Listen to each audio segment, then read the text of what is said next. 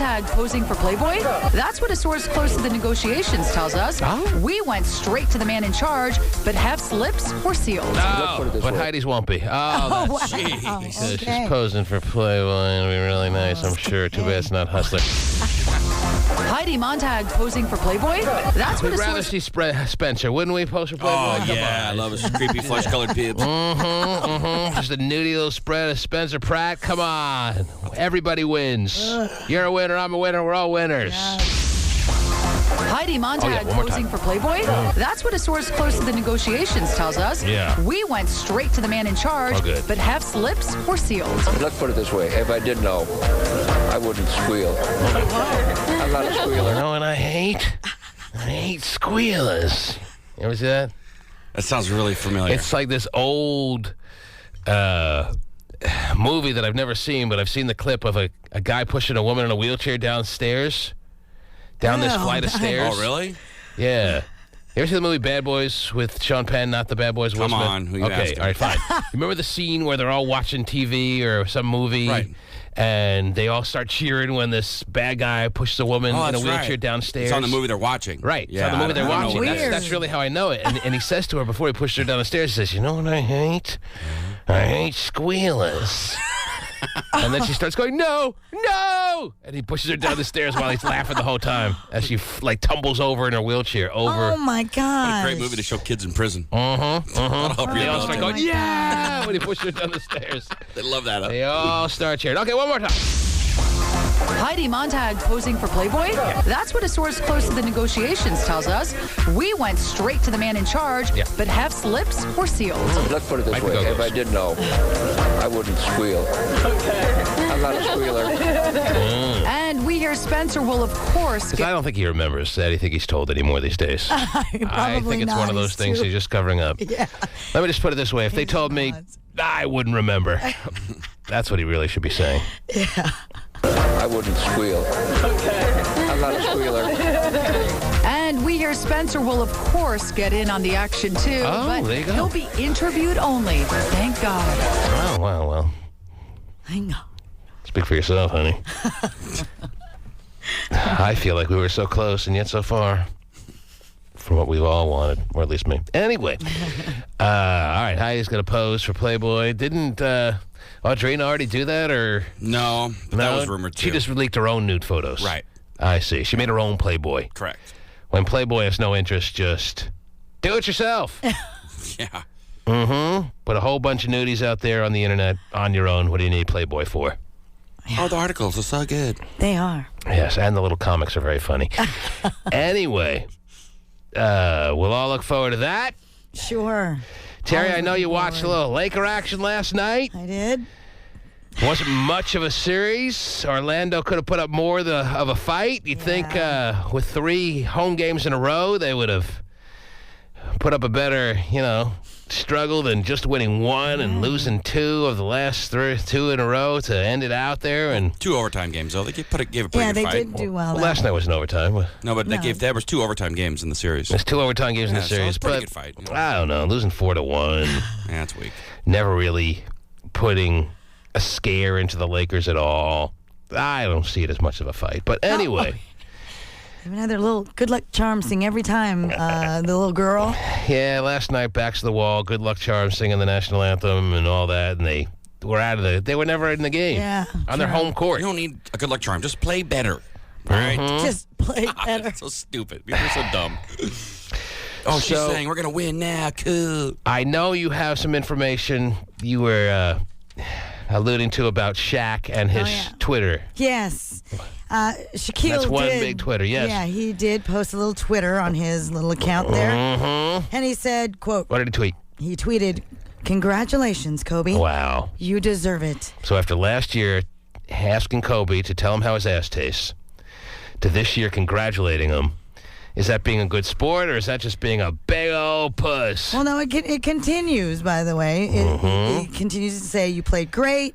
Enjoy it, my man. Enjoy it. And I know what you're saying right now. Quote, Shaq, how my ass tastes."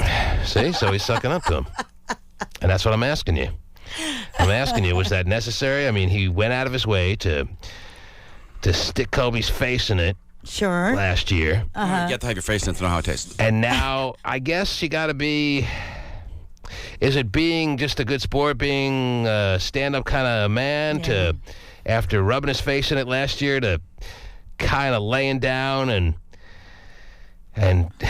doing what he did this year? Or, I don't know. I don't know what I should be feeling about this. I don't think I just think that he's a good kind of stand-up guy, just showing that he's the bigger man. If you're going to go off on Kobe the way you did last year, you can't then be such a wuss this year. Either don't do last year or don't do this year. Pick one. I think he feels guilty about what he did with Kobe. I think he feels that way, but he didn't want everyone to know about it. So I think he feels guilty. So last year when he did the impromptu in the New York City club kind of just freestyle moment there. Yeah, I hope I never have to hear it again. He didn't expect it to become the big news. He didn't expect Kobe to find out about it. He just expected it would be a little kind of inside moment for the club goers. For a couple hundred people. And he felt kind of bad for Kobe after he did what he did. I think so, yeah. So that's why this year he comes out and he tweets about, oh, you're the man, and hope you enjoy it. Yeah. And how could his finger hit the button on a I guess I'm tasting your ass now. And can we stop with the ass tasting guys? He loves a nice bit of ass taste, I guess, yeah. They had that in Napa Valley now. And I'm just thinking, yeah, fine. You did what you did. You didn't expect it maybe to get as far and wide as it got, but it did. Either don't do last year or don't do this year. Can't do both. Can't be such the hard ass, so to speak, last year, and then be so soft and sensitive and so giving and warm this year. You know? Well, I think the hard asses taste better. Pick a side. What are you? What are you, Kobe? Do you even know? Softer side. I know what he wants. Check it. Oh, no, You please. know how I be. Last week, Kobe couldn't do without me. You know how I be. Last week, Kobe couldn't do without me. I call myself big, but I'm not as good as Big. So he feels bad about this? He feels dumb that he did this? Yeah, probably. And now he has to make a statement for all the tweeters? Well, all the Twitter he's accounts? wrong. Like, Kobe couldn't do it without me. He's wrong now. He is wrong. He's got to come out and say something. So before people come up to him on the street and say, hey, by the way, right, Kobe did it without you. Yep. Right. He did fine, didn't he? Sure did. So he has to put a preemptive kind of, I acknowledge that he got it done without me kind of, so people don't come up to him and bug him. Right. Maybe that's what it I is. call myself big because I live next to Diddy. Excuse me, Diddy lived next to me. So in the hood, dog, I feel like B.I.G. Because if Biggie was still here, he would be right there. On Star Island in the mansion somewhere chilling, sitting on about $500 million. Because me and Guns combined that's $500 million. For real, dog. Now that's B.I.G. Ain't nobody in the world do it bigger than me. That's like a white boy trying to be more than me. That's like a homeless cat having more figures than me. That's like Patrick Ewing having more rings than me. That's like rappers having car strip things than me. That's like you saying to yourself you're better than me. That's like Kareem saying to himself he's better than me. Now stop, think about that. It ain't about that. It's about B.I.G. aka Big Shaq. Now that's the difference between first and last place. Kobe, nigga, tell me how my ass tastes. Okay, Kobe, tell me how my ass tastes. He got a few in him.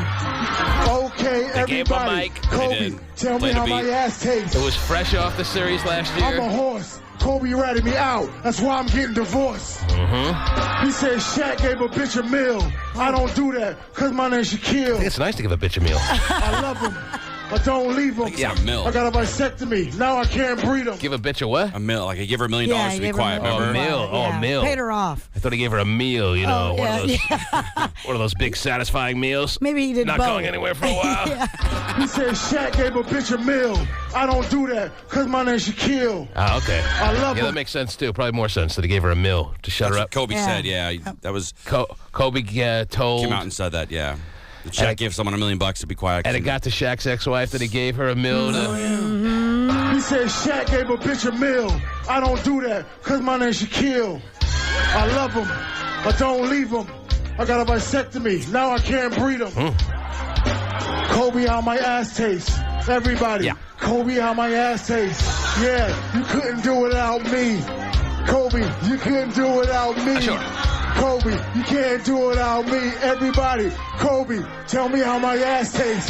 Yeah, you can't do it without me. This will be the last time we hear this. Yeah, you can't do it without me. Yeah, you can't do it without me. Everybody, Kobe. Yeah. Oh, yeah. And that puts to bed that last go-round, I'm sure we'll never hear it again, of Kobe, tell me how my ass tastes, because 365 days later, that's 1 year to you and me, he went from taunting Kobe about his ass taste to, and Twitter didn't even exist last year. He didn't have an ability to put anything on Twitter last year. Who knows what he would have written. This year, well, it existed. You know what I mean. Anyway, he writes, quote, congratulations, Kobe. You deserve it. You played great. Enjoy it, my man. Enjoy it. And I know what you're saying right now. Shaq, how my ass tastes. That's what Shaquille O'Neal wrote on his Twitter account for Kobe to see and the rest of the free world. Is that big of Kobe? Is that big of Shaq to do? Or is that just kind of a wuss move at this point? I just wouldn't have said anything. I think it's kind of wussy. Well, you can't go from this diatribe of, all he said about Kobe last year, and then all of a sudden be like, enjoy it, my man, enjoy it. Right, you played great. What's wrong with him actually being sincere and being the bigger man? There's nothing wrong with that. Because last year, he obviously got off on going off on Kobe. So, True. I mean, which one is it? I mean, and they've had their differences and very, very public differences. But you have to remember, if Biggie was here, he'd be right there. Right. That you can't forget, okay? And that's the only part of it that he's sticking to. Right. Great line. Right. Actually, now he came out this morning and said if Biggie was here, he'd be right over here as well. Oh, is that right? Not over there anymore. Oh, okay. Yeah, he was wrong about that as well. Big improvement to the song. I think that's good for him, though.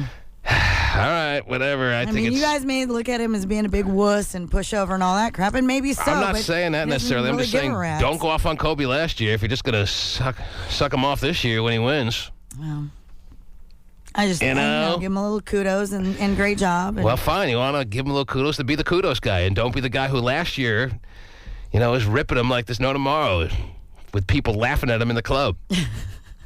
All right? Be one or the other. Pick who you are and go with it. All right? No, I love Shaquille O'Neal. I think he's a good guy. Yeah. But just know who you are. Figure it out. All right? Is that too much to ask? No. Don't be bugging my Twitter account with your... Oh, you played so good. Enjoy it, my man. That is kind of weird. And by the way, I had to take my Fox News off my Twitter account this morning. Why?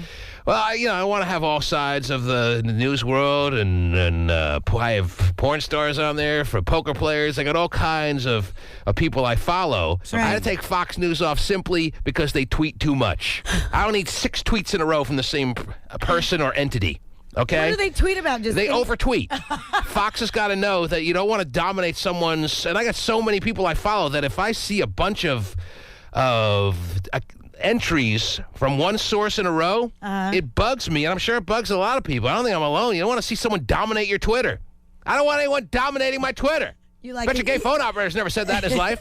I don't want anyone dominating my Twitter, Terry. You like it to be evenly distributed. I like an equal distribution of tweets from various sources. Okay, but how many people do you actually follow? Do you know? I mean, yeah, it tells you. 20 people? I have it. I try to keep it somewhat limited, but I've added a number over the past few weeks. So Did you have to blow someone out? Or? I just got over 100. Every once in a while. Wow, you really? follow Is that a lot? Look, I said 20 people, and he's like, I'm at 100. You got to follow at least like 50 to 100 or else. Oh, really? Yeah, or else you never get any new entries. You need to have a... That seems like a lot to me. Well, there 100? I see people that have over 1,000 people they follow. Hell. I mean, mine's do you at have that about- much time? Mine just went over 100 a few days ago, so I'm at like 107 now. But now with the deletion of my Fox News, You're done. and who else did I delete recently? Uh-oh. Someone else that I was just like, they write the most stupid tweets. I'm just done with this. You've been deleted What from did you the T-Man expect from account. something called the Fox News? I didn't expect them to. They don't know how to tweet. They don't realize They that just send you stories we're or what? so the source of news that we're going to hit everyone and bombard them. People don't want to be bombarded like 6 entries in a row from Fox News, Fox News, Fox News, Fox News. I don't need that. Well, but some I people... don't need that. But some Well, people... how many do you want? I don't get it. Well, that's what I'm saying. He's... Just one a week, one a No, day. I want one an every hour. so often. Yeah, one every hour or two. Okay. Like CNN does it. I got CNN breaking news. Maybe because they just put breaking news on More there. selective about what's breaking, right? Maybe, I guess. I don't know. But just don't bombard me. Don't dominate my Twitter. That's all I ask. And the Fox News was dominating the old They were Twitter. dominating. It's not just an old Twitter. My Twitter, Terry, and they got deleted this morning. Wow. So it must be a real embarrassment for Fox News to realize that they got deleted by the T-Man this morning because they just overdo it. And if they realize that they overdo it, and if it's bugging me, it's bugging other people. Wow. But probably most people don't have Fox News on the people they follow. But I did, because I want to have some news hitting me, so I know what's going on in the world. Right. You know? But why, I don't know. Just don't overdo it. Why do you want to follow them, though, of all? I just wanted like a whole... different variety of news different aspect? sources. Yeah, different aspects. Right-wing propaganda? that's Is true. that what you're looking for in your life? I want a little balance, I guess. I don't know why I put them on. Just put them on. All right. Keep an eye on the enemy. Sounds good. I want, if anyone were to find my phone, to not just see porn stars and poker players. All right. Oh, he was actually a really upstanding guy. He was into the news, too. Yeah, he really cared about world issues. Right. Really into civics and that kind of thing. So... I was watching MC Hammer's new show last night. Me and 12 other people in the country. And he, right before he went into his kids' conference, he Twittered really quick to let people know, I'm going to meet my kid's teacher. And it made you realize how behind the ball you are. I'm not behind the ball. I'm not being on Twitter. I don't think I need to know what people are doing. I think you don't need to know. I agree. Yeah. But it doesn't mean because you're on Twitter that you need to know. If there's one thing that is kind of true in my life is I'm on my phone just a little bit. I don't need more reason to be on my phone. Well, no one's on their phone more than me. No one texts more than me. All I do is Toby couldn't do it without me. Wow. It takes all of 30 seconds to a minute to just update yourself on who's tweeted in the past. I check it like once an hour, sometimes twice an hour. And it takes a minute or half a minute to check who's tweeted since the last time you checked. I have to say, I was kind of interested in what MC Hammer's doing every day, so that made me want to get on Twitter. Well, I may have to replace Fox News with MC Hammer. That's my point. You should find out what he's doing right now. Well, I just danced really good. I now have Chloe and Kim, on my... Really? Oh, really? What's Chloe and Kim up to these days? Well, I haven't checked my account lately. we'll have to do that. All I did this morning was get absurdly mad with Fox News and delete them. That's all I've done this morning on my Twitter account. So, Wow. See, between Hammer and Kilbreth, let's see. Hammer probably. Yeah. Hilbreth's starting to get way too into it. Is that right? I'm on the plane now. I love being the fat guy in my row. Is that what he says? Yes. But He tries to be funny, and it works sometimes, but... That's every row. I mean, that's all it is, though, is just instant messaging. It's always a good thing when I'm the fat guy in the row on the plane. Yeah. No, that is a good thing. 'Cause he's not the fattest guy you ever saw. Right. So... Still not somebody you want to sit by, though. He doesn't want to sit by anyone bigger than him in his row on the plane, and I can understand that. Wow. But I know he thinks he's getting a laugh out of people when he writes that, and I did kind of chuckle, but that's all right. He does think that. So the Lakers are the champions of the NBA world, and now for sports fans, this may be a troubling day because all you got, really, for the next 2-3 months is Major League Baseball. Baseball, yeah. Until, if you get into training camp for football, but most people don't get into it until really the first game comes around. The PGA Tour, don't forget about that. The first real game. Most hardcore sports fans have a little tough time with this particular morning because they know that all you got for the next 2 or 3 months, definitely 2, probably pushing out to 3 months, is the dog days of summer, and all that's there is professional baseball. You weren't dialed into the St. Jude Classic yesterday to see if Brian Gay could hang on to his 5-stroke lead in Memphis? Come on. Brian Gay? Brian, a Gay. I think that says it all. Yeah, it does. Now, the St. Jude Classic, and I mean, this coming week, if for the U.S. Open, which is a major golf event. I have a question for you about that, yes. Oh. For something big like that, maybe I'll be tuning in. But for the St. Jude Classic, I mean, they throw an envelope in my mailbox, maybe I'll give $10. Okay. But to watch the Classic with barely notable golfers is something I could certainly take a pass on. Now, is Phil Mickelson ready for the U.S. Open, or is he too distracted to win it? I need the answer to that. Now, something bad just happened to him, His wife has breast cancer. breast his wife has breast cancer. Yeah, I was going to say his just wife came back. died, but I knew that wasn't right. So his wife Check that. She just has cancer. His wife was diagnosed with breast cancer, so he's got a heavy heart that he's got to go out on the links and play with. Yeah, he's already been back, so... Yes. Does that kind of make him rise above any challenges he might face over the 4-day quest to be the U.S. Open champion and make him exceed his normal levels of expectation and his normal performance to win the U.S. Open? Or does that make him so consumed with just very distractions on his intolerable thoughts that it makes him just too distracted to be able to play well? Which way does he go with that? That's the question for you, my fellow Pat O'Day Cup winner. Oh, that's right. Oh, listen to him. He finally gets his name on the trophy, and I'm his fellow Pat O'Day Cup winner. I'm the current champ. You're old school. Right. Did you see him? You're old news. Yeah, but you're talking like you're some cagey veteran of being on the cup. You're like the 85 Bears. Come on. But did you see him walking around with the cup when he got it, when it was delivered to him? I did not see that. Oh, my gosh. Oh, my gosh. See? I got it. That's right. I never walked See, my around name with is the going to be cup. right here. Current champ. I have the belt. In his defense, so happy about he went through a lot of lean years. He went through a long wait, a long struggle, many years he was in the golf league. Right, I understand that. That guys do around this building. See, I long since retired from it because I won. I have nothing to prove anymore. My name's on the cup. It's been on the cup for the past, 7-8 years. Right. I don't need that anymore. Right. But Hotshot's been in the golf league. I mean, it just goes back to the old adage of every once in a while a blind squirrel finds a nut. You're going to be in the golf league as many years as he was in it. There's a lot of blind squirrels in this league who haven't won. You're going to accidentally get your name on the cup. That's not true. Which is really what happened. 35 people in the league. One winner a year? You were in more than 10 years without getting your name on the cup. Now you're like, oh, my fellow Pat O'Day. I'm the current champ. All right.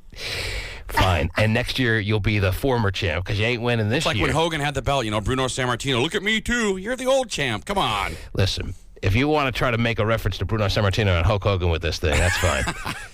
You're Bruno Sammartino. I could be in that league tomorrow. Oh, here we go. Unlike Bruno Sammartino, he can get back in wrestling and start dominating again. I get in the golf league, you start taunting me like that, I'll get back in the golf league, it'll be my name replacing your name on the cup. You could get back in the league for sure. I won't need 12 years to be in the league like you to win a championship. Oh, my God, 12 years. And you wonder why he was parading around with his trophy. Oh, my gosh, he was so proud of that thing. It was the biggest relief of his life. It got delivered to him. The next thing you know, he's through the office. Look. Mm-hmm. He's like, yeah, cool. Carrying himself on his shoulders. Yes. That's right. He would have if he could have. So can he win it, yes or no? Oh, geez. I'm sorry, I was so off on this other diatribe, I forgot the question. Oh, Phil Mickelson? Can he win the U.S. Open? Can Tits Mickelson win the U.S. Open? I say he's not going to win, no. I think Tiger is a better shot, but it'll probably be... Well, of course, that's every tournament. Yes, it'll probably... Oh, Tiger, right. Thanks. It will likely be someone else. I don't know who. Brian Gay? It will not be Brian Gay. Okay. Brian Gay ain't win 2 weeks in a row. Just like you ain't winning 2 years in a row.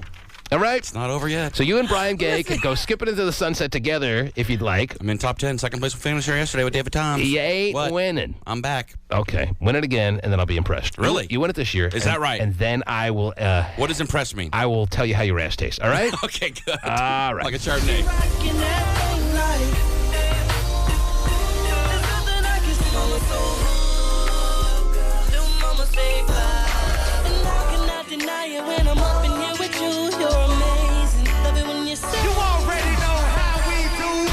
On sale. Backstage barbecue. VIP seating. Summer Jam. Yo, what's up? This is the American Dream. Presented by McDonald's. KUBE93.com. When you're shopping for anything, be it a bug zapper, cowboy boots, or auto insurance, what you end up buying often hinges upon the answer to one important question. How much does it cost? At Progressive Insurance, that question led us to an innovative idea. If finding the right price is where most buying decisions end, doesn't that make it the logical place to start? So we invented a brand new tool we call Name Your Price. It works just like it sounds. You tell us what you want to spend on auto insurance, then we design a policy especially for you at the price you've set, which means no more falling in love with a product you later discover you can't afford. And no more paying for coverages you simply don't need. Just great auto insurance at a price you know works for you because, hey, you named it. The option to name your price. It's new and only from Progressive. To learn more, call 1-800-PROGRESSIVE or visit Progressive.com. Naming your price. Now that's Progressive. Progressive Casualty Insurance Company and its affiliates, Mayfield Village, Ohio. Price matches approximate. Prices vary based on how you buy. Subway famous $5 footlongs. So many of your favorites are $5 footlongs, like the tender oven-roasted chicken breast and the classic cold cut combo. All day, every day. That's Subway's everyday value. Subway. Eat fresh. There's nothing better than knowing you're with the right person. There's a brightness, a beauty, a brilliant feeling. So it makes sense that your engagement ring is as bright, beautiful, and as brilliant as the love you feel, as your future together will be. That's why at Fred Meyer Jewelers, we seek out and bring... another girl on the side. She talking a little stuff. Once she texting on the phone, Ben J. Well, so I did. It was good, and I quickly got dressed. She was like, where you going? There's another girl next. And she screamed out loud, Ben J. And I had nothing to say, but sorry that it hurts. Wah.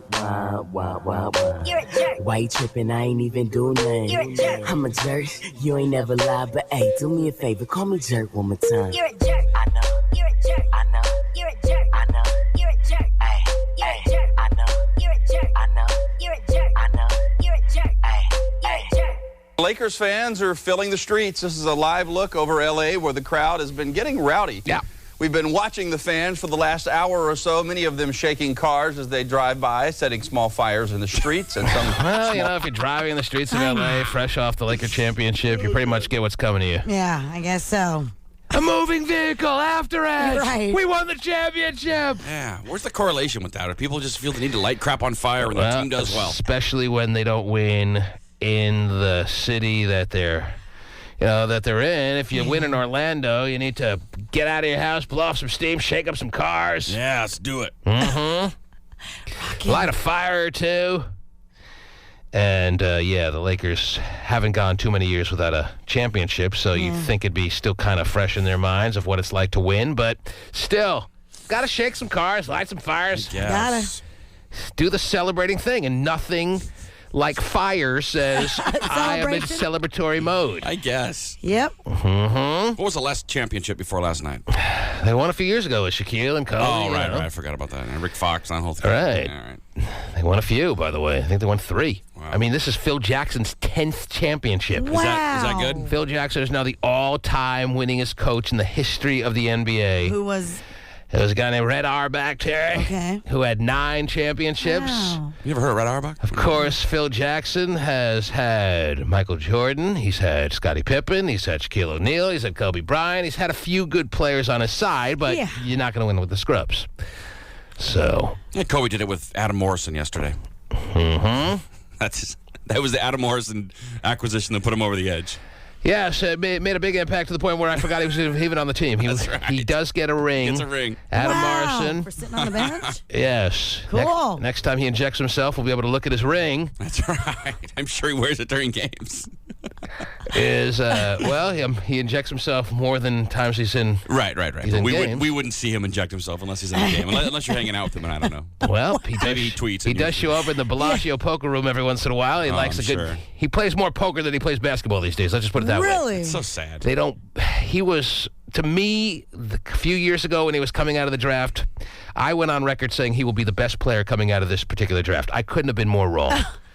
Because they say he can't play defense. Wow. I never saw him as a liability on any aspect of the basketball court. And yet they say he can't play defense, that his heart's not into it, that he's a big stiff. He's never done anything in the National Basketball Association. 2 major injuries, too. But I'm not writing him off for dead yet. No, he hasn't. He's been injured his whole life. I mean, his whole career in the NBA, he's been injured. He'll be fine. But he's kind of a joke now, just sitting on the end of the bench doing nothing, being traded for a song. Well, he's a joke that has a ring now. Yeah, but a lot of people have rings that didn't really earn them. I mean, that's one of the many sports figures that'll walk around with. He probably won't even wear it knowing him, but there are a lot of people who have been in sports walking around with their championship ring who do nothing to contribute. Yeah, plenty. So 53 guys get one every year in the NFL. I know.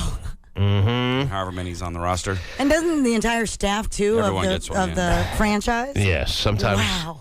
Sometimes they give it to the entire organization except for Kevin.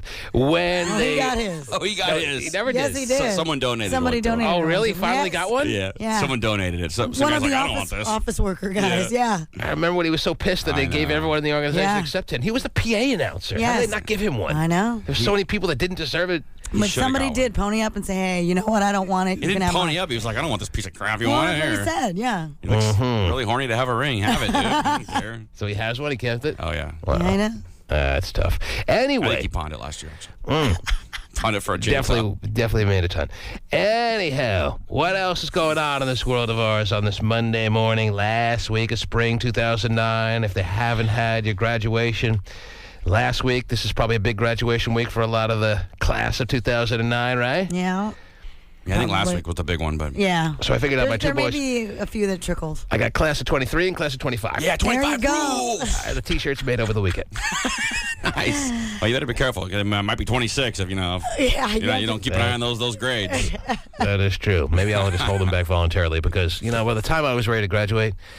By the time I graduated high school, I needed one more year so bad. I was so immature. I was so not ready for college my first year. I was so lost. I needed a year either, what do they call it when you take a year off between... Sabbatical or... Between high school and college. Traveling. Yeah, when I traveled to my garage and lifted weights for a while. I was not ready to graduate high school. I definitely wasn't ready to try college out when I was 18. It's just... You need one more year to mature. Yeah. So maybe holding my kids back voluntarily will be the best fatherly move I could do. Maybe so. Nah, not every kid needs that. I talked to someone recently, I don't remember who the hell it was, over the past couple of months, who said that you may want to, like before even first grade starts or somewhere in there, hold your kid back voluntarily for that exact reason I just gave you. Yeah. Because when you're 18, especially for a boy, you ain't ready to be either going to work full-time or going to college. Right. You want to prolong high school as long as, well, not as long as you can, but at least one more year. So hold your kid back purposefully. Only for sports. Do them and yourself a favor. Then they can dominate sports better. And you'll be doing everyone a favor. You'll be doing them a favor. You'll be doing yourself a favor. I was ready to go at 18. I'm probably not going to do it. But I couldn't wait to go. You were ready to get out. I mean, you're always ready to get out of high school. Don't get me wrong. I mean, I was ready to get out of my parents' house. It's not like you're doing more high school time. No, I understand what you're saying. But at 18, I was ready to go live in dorms and drink beer and maybe go to class and talk to girls. I couldn't wait. So you lived on campus at PLU? No, Wenatchee my first year. Wenatchee your first year. Yeah, they had dorms there. And you were ready to go? Couldn't wait. I wanted to get out of... And there was a big campus population at Wenatchee? No, but enough. Wasn't big, but, it's like BCC. It's a big junior college. All right. I couldn't wait, man. Dying to get out of the house. Well, you probably get me out of the quad faster than I did. Yeah, I'm ready to go. All right, see ya, people. I still only have peach fudge down there, but anyway. Not in college, come on. No, still no right now. Anyway. Okay. Still waiting. Oh, wait, there it is. Anyhow. Oh, jeez. I just never heard anyone say that before, that you should purposely hold your kid back, but if your kid's driving to 8th grade, that's not good. Right. All right, it's only 1 year. You don't hold them back like 6 years. I know, but, you never know. And I just know, looking back, that when I graduated high school, I was like so ready to do another year. I finally felt like I could maybe make some kind of impact in high school. I finally had a little bit of confidence. Just when I got a little confidence for high school, it was time my mom was pushing me into college. Yeah. I didn't want to go. I wasn't... See you later. Have a good time. I wasn't ready to go, and I just know, looking back, that I could have used the extra year. So when someone said that to me, it made some sense. Yeah. But anyway. Actually, it does make sense, yeah. For all you high school graduates, you have no choice at this point. See ya. That is correct. Got to get the hell out the school. I'm sure, like Hotshot, doesn't bother you at all. And do whatever is the next move. Either going to work at a frickin' factory or get your ass to some community college or maybe, if you're a little smarter, a 4-year deal and time to leave home. Mm-hmm. Do something. Get out of the nest. Boys are so much slower to mature than girls. Girls are ready to go and live out of the state if need be, if you want to. And boys just either get themselves in trouble if they go away to college or just are lost. Yeah. I was more the guy who was lost. I just didn't know who to befriend, and I was all by myself and crying.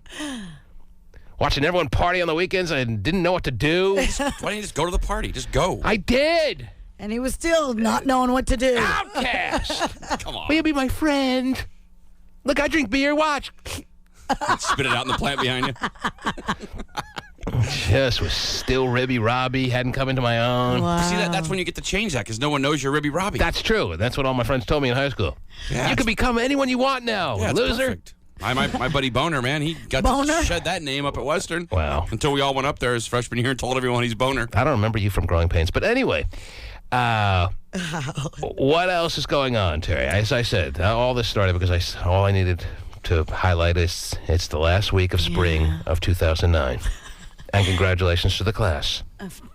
2000. 2009. Yep. Yes. Adam Lambert came out on 2020 and talked about his sexuality and admits he's bi-curious. Mm-hmm. So he has an interest in women. Yes. He's bi-curious. Mm-hmm. He admitted that he has been known to kiss girls after, quote, a couple of drinks.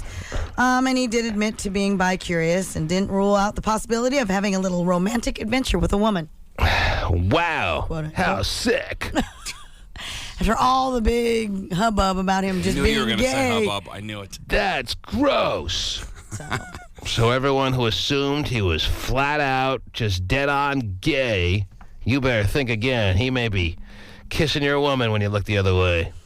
Mm-hmm. Because he's bi-curious. He is. He gets a few in him, and he'll be willing to grody himself out and start tonguing women. Yeah. And maybe that's his way of saying that at some point he would like to have a child with a woman or something like that. I don't know. Well, then. Maybe he doesn't want to adopt in the gay way. Yeah. He just wants everyone to like him. Sounds like it. He likes to be just... Maybe he's just telling the truth. It's like John can't admit he's gay.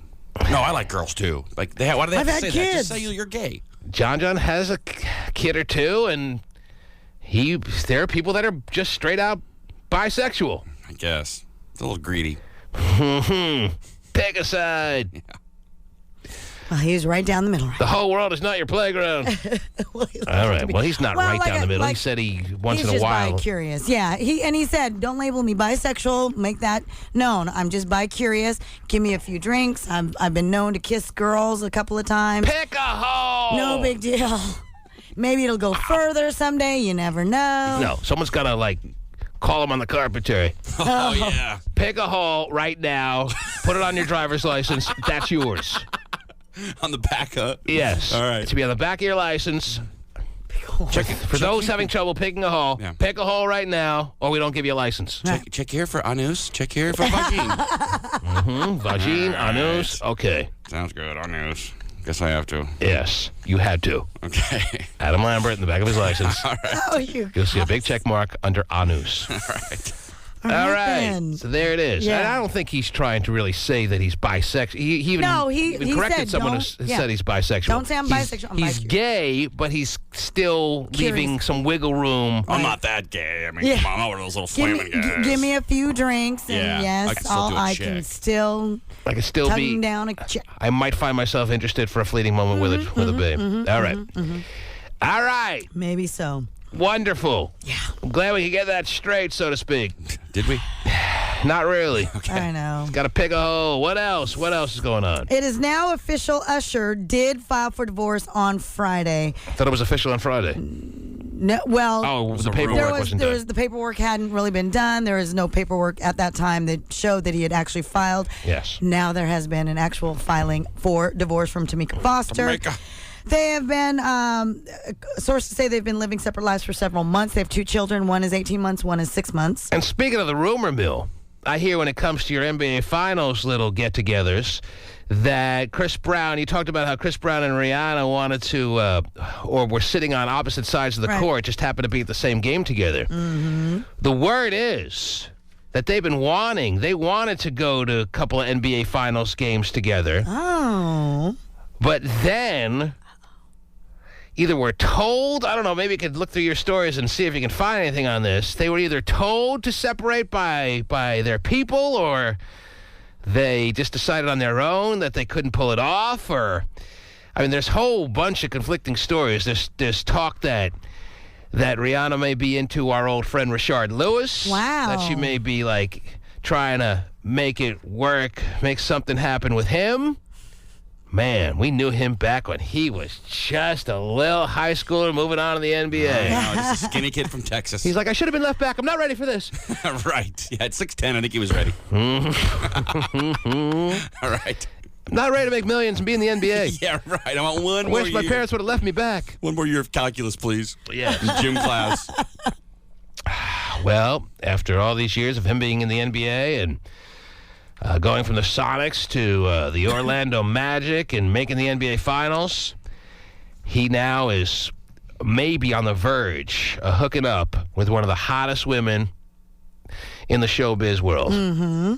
Because if he if these rumors are true and that Rihanna is really interested in Rashard Lewis, according to some sources, she thinks he's really cute.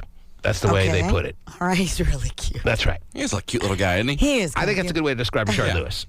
To the day he dies, he'll always be cute. Tiny little head. In a China doll kind of way. Yeah, he's got a little tiny head. He does have a tiny He looks like a mannequin. But he's a human mannequin, and she likes that look. Wow. And she thinks he's cute. Yeah. And if Rihanna thinks you're cute, you have no choice, whether you like it or not, but to start seeing her. I looked at those pictures again of her, and that's something to be working with right there. I forgot how good she looked. And that backside of hers is ridiculous. Wow. They would make an interesting-looking couple. They'd make a good-looking couple, I think. Don't you think? They'd be cute together. I always thought that he was married, but I don't know. No, he's never been married. Oh, okay. He's always had a lot of girlfriends. He's always had some of the best-looking girls when he was in Seattle, in this area. Smart man then. But I don't know why you thought he was married to her. I don't know. I don't think he's even had a minute being married. We can check that, but... He's married to Matt Wade. His little buddy Matt Wade. He's always hang out. Always see those two together.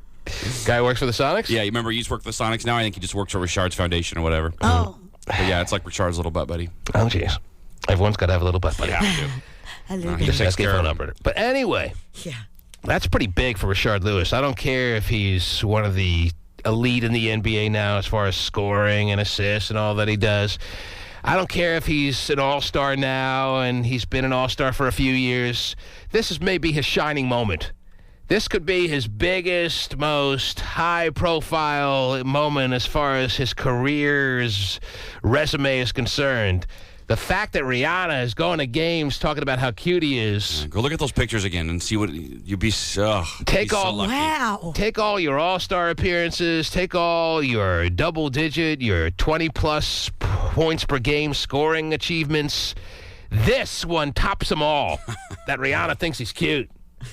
If you can get over the fact she looks like Prince, then you're in. But her body's great. If you can look at her and not think of Prince, yes. As long as Prince doesn't pop into your mind when you're looking at her, then you have just the world at your feet with that kind of situation. I'm not finding that he's married on... No, he's never been married. Yeah, I don't think so. He's 29. He's been in the league forever. He's still in his 20s. Yeah. He's been in the NBA for like 12 years. 30, wow, really? Yeah, like 97, right? 30 in August. He'll be 30 in a couple of months. The big 3-0. So she's 9 years younger than him, which by no means rules them out by any stretch of the imagination. But, you got to realize that She's 20? She's just turned 21. Okay. And she just had her 21st birthday party was celebrated with bruises all over her face. That's right. Right. I thought that was the Grammys night. No, the Grammys night was the night she got her ass beat. Her beat up, yeah, because they were leaving. But a few days later. Oh, that's right. Okay. She had some big 21st birthday party plans, and she had to pretty much cancel just about all of them because she had a battered face. Right. So if Rashard Lewis and Rihanna become a couple, that's a big moment for Rashard Lewis. That's all I'm thinking. And that's not to knock Rashard Lewis. He's still pretty sizable heavyweight in the NBA world, but this is his biggest moment. Wow. I've never envied Rashard Lewis more than this moment where he has Rihanna like at courtside going, I really like that guy, so cute. 2 All-Star berths? Not doing it for you? An NBA Finals appearance. Played in the Goodwill Games for the USA. NBA All-Star Games, playing on Olympic teams. This is his crowning achievement. Wow. Getting Rihanna, huh? Rihanna thinks you're cute. Nothing tops that. Most three-pointers made by a Sonic. Most three-pointers made by a Sonic. Passing Sam Dale Perkins, Ellis. eat your heart out. Dale Ellis, take a seat. This is your crowning moment. Rihanna thinks you're cute. Beats them all. Wow. Tell me I'm wrong. Tell me I'm wrong. How about a 6-year deal worth $118 million? Is that good? Second best. Wow. Oh, come on. Loses out by a nose to Rihanna thinks you're cute. And believe me, Rihanna ain't thinking you're cute without $118 million on your side. You're making, $2-3 million a year. Rihanna don't think you're that cute. You got to be making 10, 15 minimum for Rihanna to think you're cute. She ain't wasting her time with just some slouch. Come on. His racehorse joined in the dance, finished 7th in the 2009 Kentucky Derby. Whoa. This is bigger?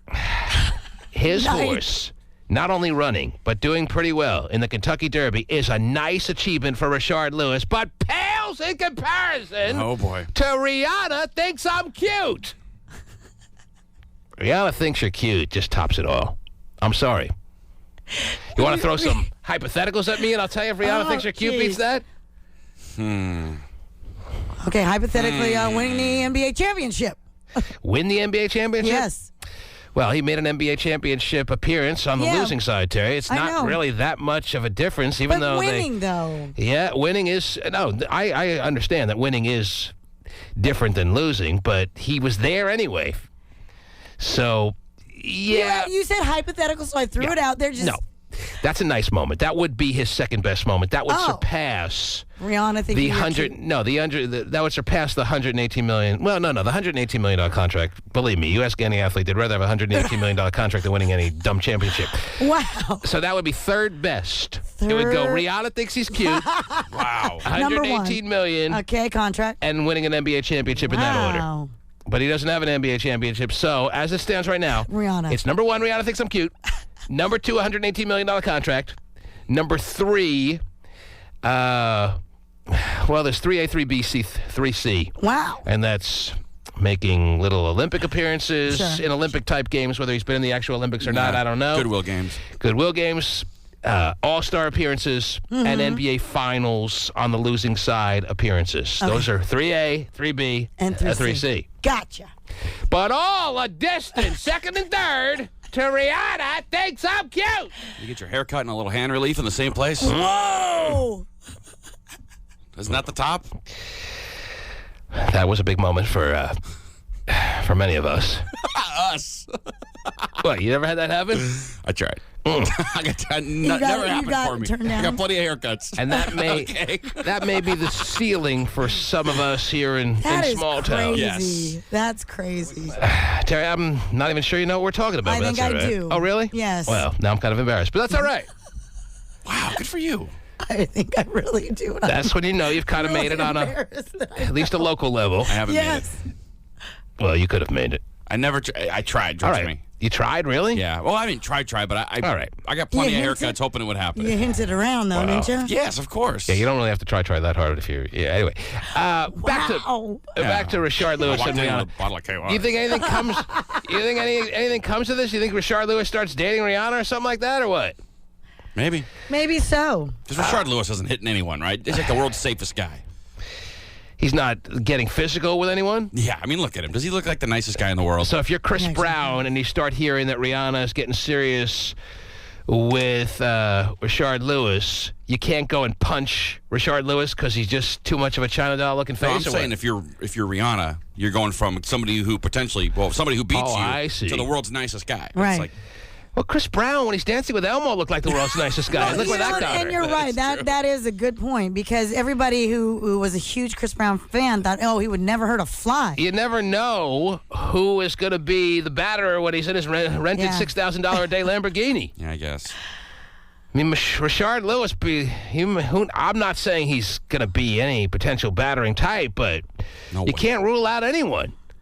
I swear, when I heard Chris Brown beat the crap out of Rihanna, I didn't know the history of his family and all that. Maybe coming from a family where somebody hit somebody and that psychologist said works into all this, whatever. I didn't know about all that at the time. I know about it now after the big Rihanna beating, but I would have never thought Chris Brown would have beaten up Rihanna like that. I thought it was the NFL running back that did it when I heard. No way, it's that little singer guy. Right. Dance is all fruity. I mean, not to think she didn't have it coming. Oh, don't even start. Come on now. Elmo. But what if Elmo comes out and says, he beat me too? You just couldn't see the bruises. Oh, my gosh. Outrage for Elmo getting beat. Wow, there would be just a huge... You don't touch Elmo. There'd be a mutiny. I know. You touch Elmo. I know. All the people that were not ready to come to Rihanna's aid would certainly protest if Elmo got his ass beat. Snuffleupagus would kick your ass. Beat you with his big old trunk. So, we'll be following the progress of what develops from the Rihanna utterance of that Rashard Lewis sure is cute. He's so cute. We'll see what happens there. Get out the way, get out the way, get out the way. In a minute, if he don't show up, then man. If I take one more drink, your man is the fire.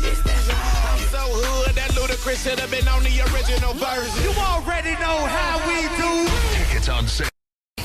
Leave us on this floor, shorty. The doors to the left, parked on the right. Come on, holla back, tell your girls good night. The way you rockin' that up in this club, I swear it's gonna make them fall in love. The way you rockin' that up in this club, I swear it's gonna make them fall in love. Texters are flying their texts in this morning at 97373. Don't you know, Terry? That's 97373. Don't you know? Somebody writes at 7:18 and 15 seconds, T-Man, is Terry airbrushed on Terry Cam? Yes, we airbrush her every morning. She gets in.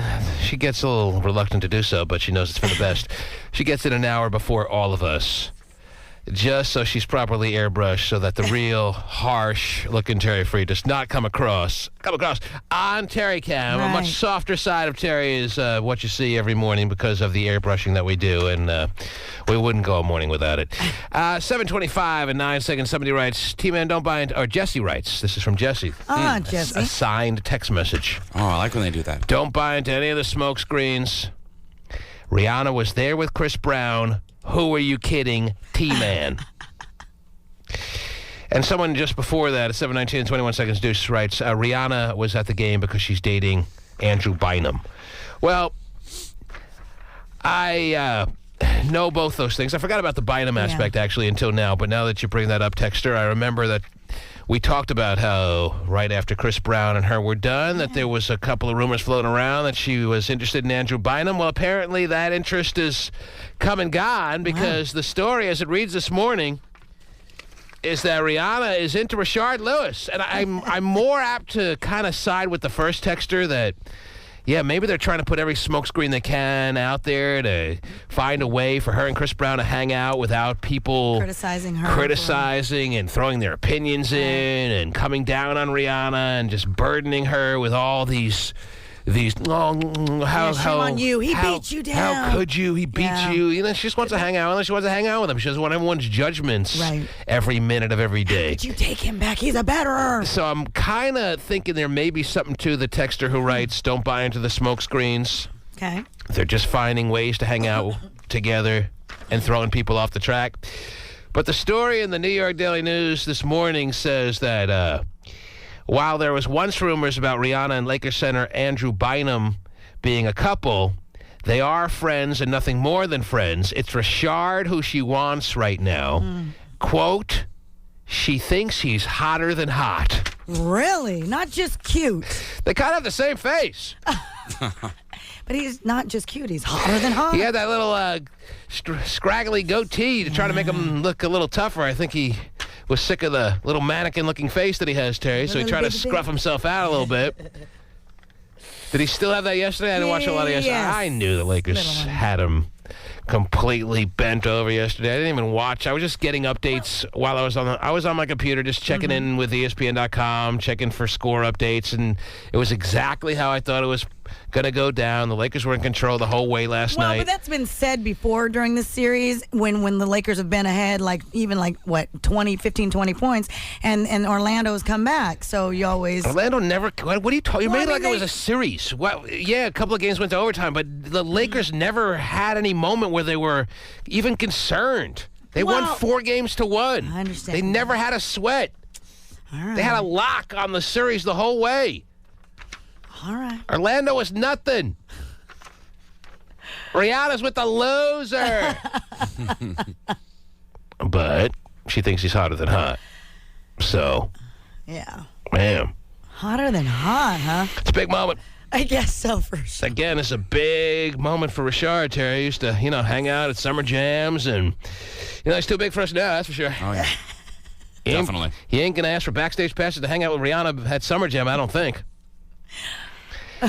But it's still a big moment for a lot of us. That's why backstage barbecue passes are going like crazy through, you could feel the buzz from the people out there and amongst the listeners, Terry, wanting to get backstage. I can't promise you Rashard and Rihanna. Right. They're in their own little world right now, if you believe it's not a smokescreen. I don't know, is In Rihanna's mind, could she really feel that Rashard Lewis is hotter than hot amongst all the guys she can get in this world? Sure. Rashard Lewis. It's her personal preference, so yeah. He's that handsome. There's something about him that just is hotter than hot. Being in the NBA doesn't hurt, too. Yeah. If he just, Yeah, $130 million contract is not going to hurt things either. If he worked at the Science Center, right, as a tour guide, she may not think he was hotter than hot. Oh, that's who I want, hotter than hot. So that ain't working for you. I don't think so. But yeah, he's an NBA He's in charge of the spider display at the Science Center. Right. Not quite as hot. With his Science Center badge on. That ain't working the same way as $130 million on the Orlando Magic. I love the ball that goes sits above the cone and the air keeps it in the air. Oh, yeah. I mean, how's that ball just stay up there floating like that? Wow, you guys. Wait a minute. Hot air rises? What? Let me put my hand over the air. Oh, it's coming down. Oh, now it's going back up. How does it do it? I love the Science Center. Yeah, it's really cool. You don't have to be in 6th grade to be fascinated by all the Oh, I know. little... You talk in that little satellite dish looking thing and you can hear it at the other end. How does it do that? It's unbelievable. I love it. When you go in that little cave and they all of a sudden flash the photo lens and your image is just stuck on the wall. Yeah, I know. It's so cool. Love that, man. Works every time for me. Yeah, it's so sweet. You know what I'm talking about? Of course. Wow. I don't even think I described it well, but you're right up. No, it's like your shadow was still there. That's right. I know. It's frozen awesome. in time. So cool. Here you go. So you can understand where Rihanna's coming from with the quote. Sure. I mean, I knew the guy. Maybe it's because I knew the guy when he was 19, Terry. Maybe that's it. I went in the locker room, saw his 19-year-old Dilly. Maybe it's just hard for me to... Wow, really how that look? I don't know. Hard for me to, after all these years, hear about Rihanna saying how Rashard Lewis is hotter than hot. If from Rihanna's point of view, you can understand that. Absolutely. Of all the NBA players, of all the Hollywood stars, of all the people out there that Rihanna's capable of getting, you could see why she's honed in on Rashard Lewis, really? Yes. She likes him tall and gangly, man. Yeah, she does. Yeah, I guess it would fit into her type. Absolutely. If she liked Chris Brown, and she might have been thinking about Andrew Bynum for a second there. She likes him tall and skinny. She likes him. She likes him at least like. Chris Brown was the shortest guy at 6'3". Yeah, he is. Is that all he is? I think he's a little taller than that. Oh, is he? Oh, I don't know. He might be like 6'4", 6'5", but yeah, right around there. So she likes a minimum of 6'3". So a little pretty boy face, little, clean, pretty boyish face. Right. Almost faces that are a little on the feminine side. Right. But still handsome and not working at the Science Center. Right. Okay. We love our friends at the Science Center. You'll see. Just to spite us, she's going to start hanging out at the Science Center. Going out with a guy from the Science Center. It doesn't matter what they do for a living. Yeah, I'll show them. That's right. It's not about that. Right. I'm not all about the money or the status. Got my own. Yeah, anyway. That's true. All right. As we mentioned, Summer Jam tickets, a whole slew of them coming throughout the week, 4 times a day, backstage barbecue passes. Yeah. I can't help but have to mention, Terry, that it certainly took me by surprise. Not only took me by surprise, but bummed me out in a big way when I heard that that Soulja Boy not only canceled on us, but specifically canceled on us, but he also canceled on Power 106 in L.A. I mean, why would he do that? Why does he think at age 17? That's probably it, because he's 17. He thinks he's got all the money in the world right now, and it'll never go away. Yeah. Why would he cancel when we had a signed contract with Soulja Boy? I know. I was looking for as forward to seeing him as anyone in the Summer Jam lineup. Not that this lineup isn't a lineup that couldn't stand one person departing, because it's solid wall to wall. Yes. But Soulja Boy is just fun to see on stage. That's at least what I thought. Maybe I would see him live and be like, oh, that sucked. Right. But I wanted to see for myself. Right. And when I heard he backed out on Summer Jam, after he had a contract that was signed, sealed, and delivered, and he doesn't care. I mean, our station is saying to him, listen, you signed a contract. You have to come. No, I ain't coming. You're obligated, dude. I mean, who does he think he is, me? I ain't doing it. But what he doesn't realize is many an artist has gone by the wayside by thinking they're too big and pissing off radio stations. You need radio stations behind you if you're going to keep your career going. That's true. All right? Yep. Or else you better put out the biggest smash hits in the history of music. That'll be undeniably... He has to either put out undeniable, we have to play these kind of hits. Or radio stations like Power 106 in L.A. or others around the country that just get pissed off by him will be like, this is a mediocre song, we might have put it on, but he's an idiot. Right. He's an idiot. Why would he put on a guy who's been an idiot to us a song on the radio? So Soulja Boy certainly could have used the relationship with radio stations like this station, who had a lot of listeners who were excited that he was coming. Yep. And stations in L.A., I would have felt like, all right, well, he has a thing against, maybe he doesn't realize how big Seattle is, and he just canceled on Seattle because he doesn't get it. But he canceled in L.A., too. I know. That was, He pissed them off, too. I know. But man, that fed ya. So I'm pissed. I think it's a little bitch move, but, maybe he'll realize it before Summer Jam and be putting himself back in the lineup. But as of right now, he's saying he ain't coming. And, I don't know. Looks like Ice-T was right. Right. He is a little bastard. Yeah. And I took his side against Ice-T. You did. It's a hard lesson learned, in this business. So. Does look like Ice-T had him sized up perfectly. Punk, man. Yep. Yeah, so that is some news that we got on Friday that was announced on Friday afternoon that I heard about on Friday, just like the rest of you. And I was pretty, kind of down about it for a second there, but I'm over it now, and Summer Jam is going to be fine, but it was kind of, I don't know, to put it simply, it was kind of dumb by Soulja Boy, I think. I agree. Yep. To be canceling when he could easily be here. Next thing you know, he'll be out, Yeah, it'll be yesterday's news. He will be. Trying to sell your CD here out from the trunk of his car. Come on, listen to it, He'll please. be calling us, say, I'm ready to come now, Summer Jam. Yeah, I'm going to put on the best performance ever. No, not interested. We're all good. Yep. Thanks, but no. So, that's the latest on that. Yeah. It's weird that he canceled on two cities. Like, you think you had a scheduling conflict, you cancel on one, and then you make good on the other one. But he canceled the whole West Coast? I mean... Well, he can't. The only places I think on the West Coast he was scheduled to be was here in L.A., and he canceled on both. So, yeah, if you want to put it that way, I guess he canceled on the whole West Coast. So it wasn't a scheduling conflict. It makes it like... It was to some extent, I guess. But, no, he had the day available still. He could have made it happen.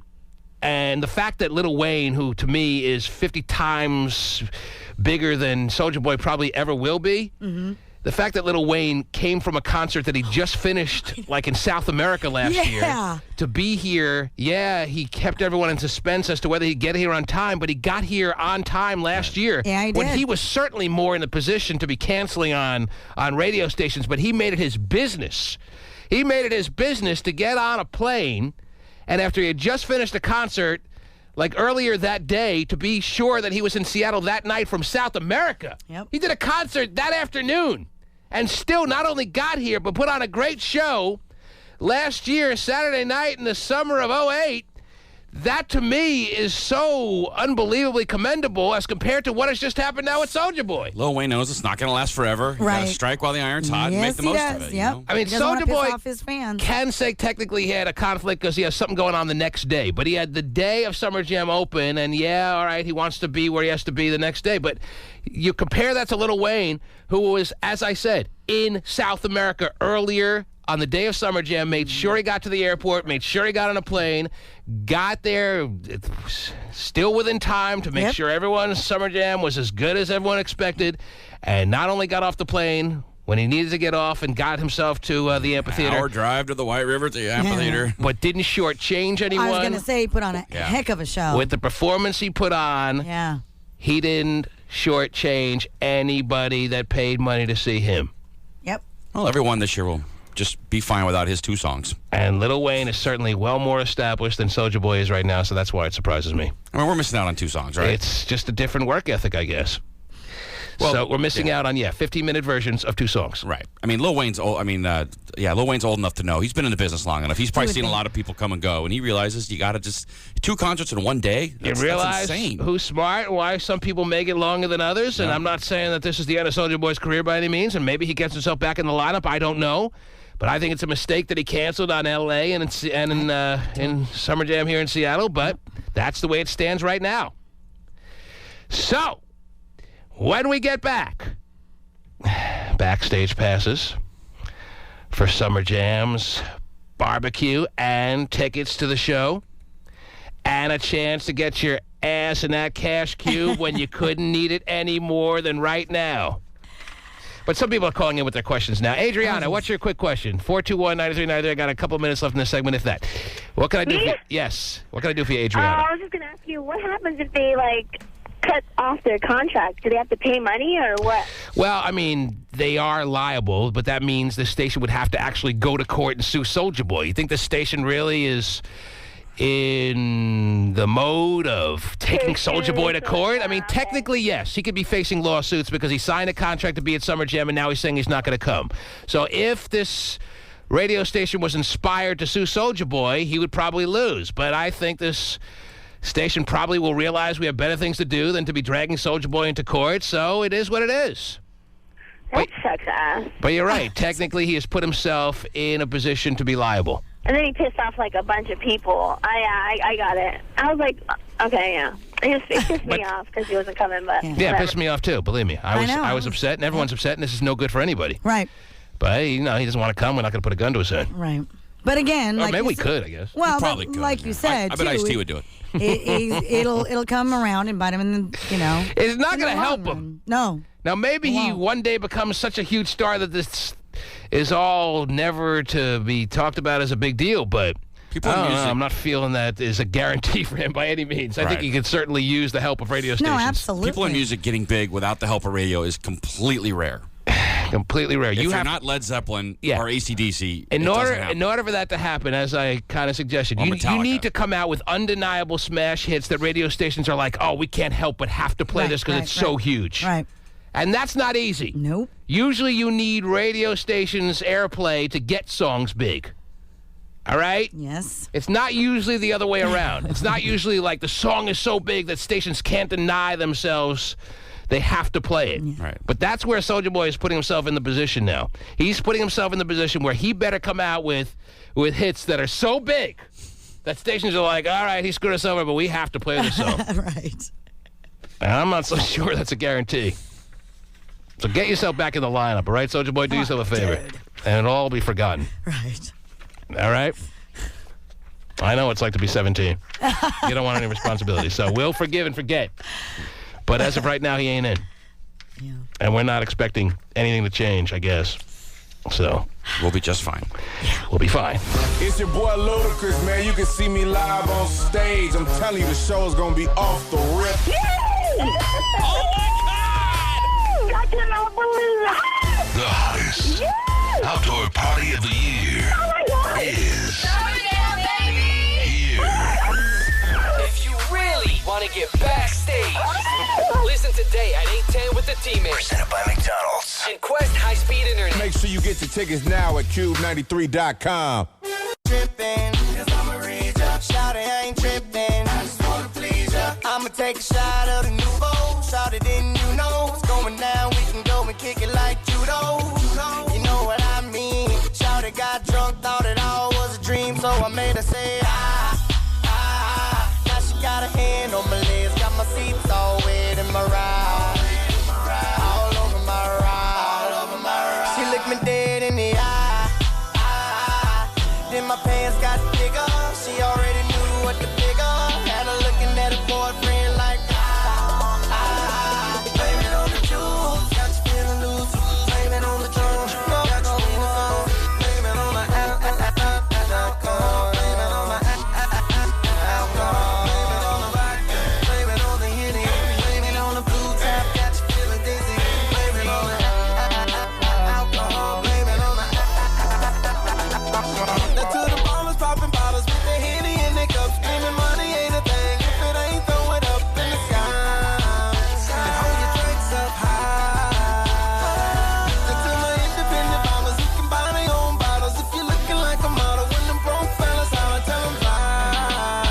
Hold your drinks up high. You can blame it on the goose, got you feeling loose. Blame it on the drum, got you in the zone.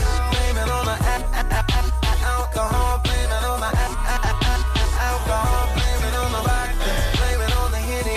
Blame it on the blue tap. Got you feeling dizzy. Blame it on the alcohol. Blame it on the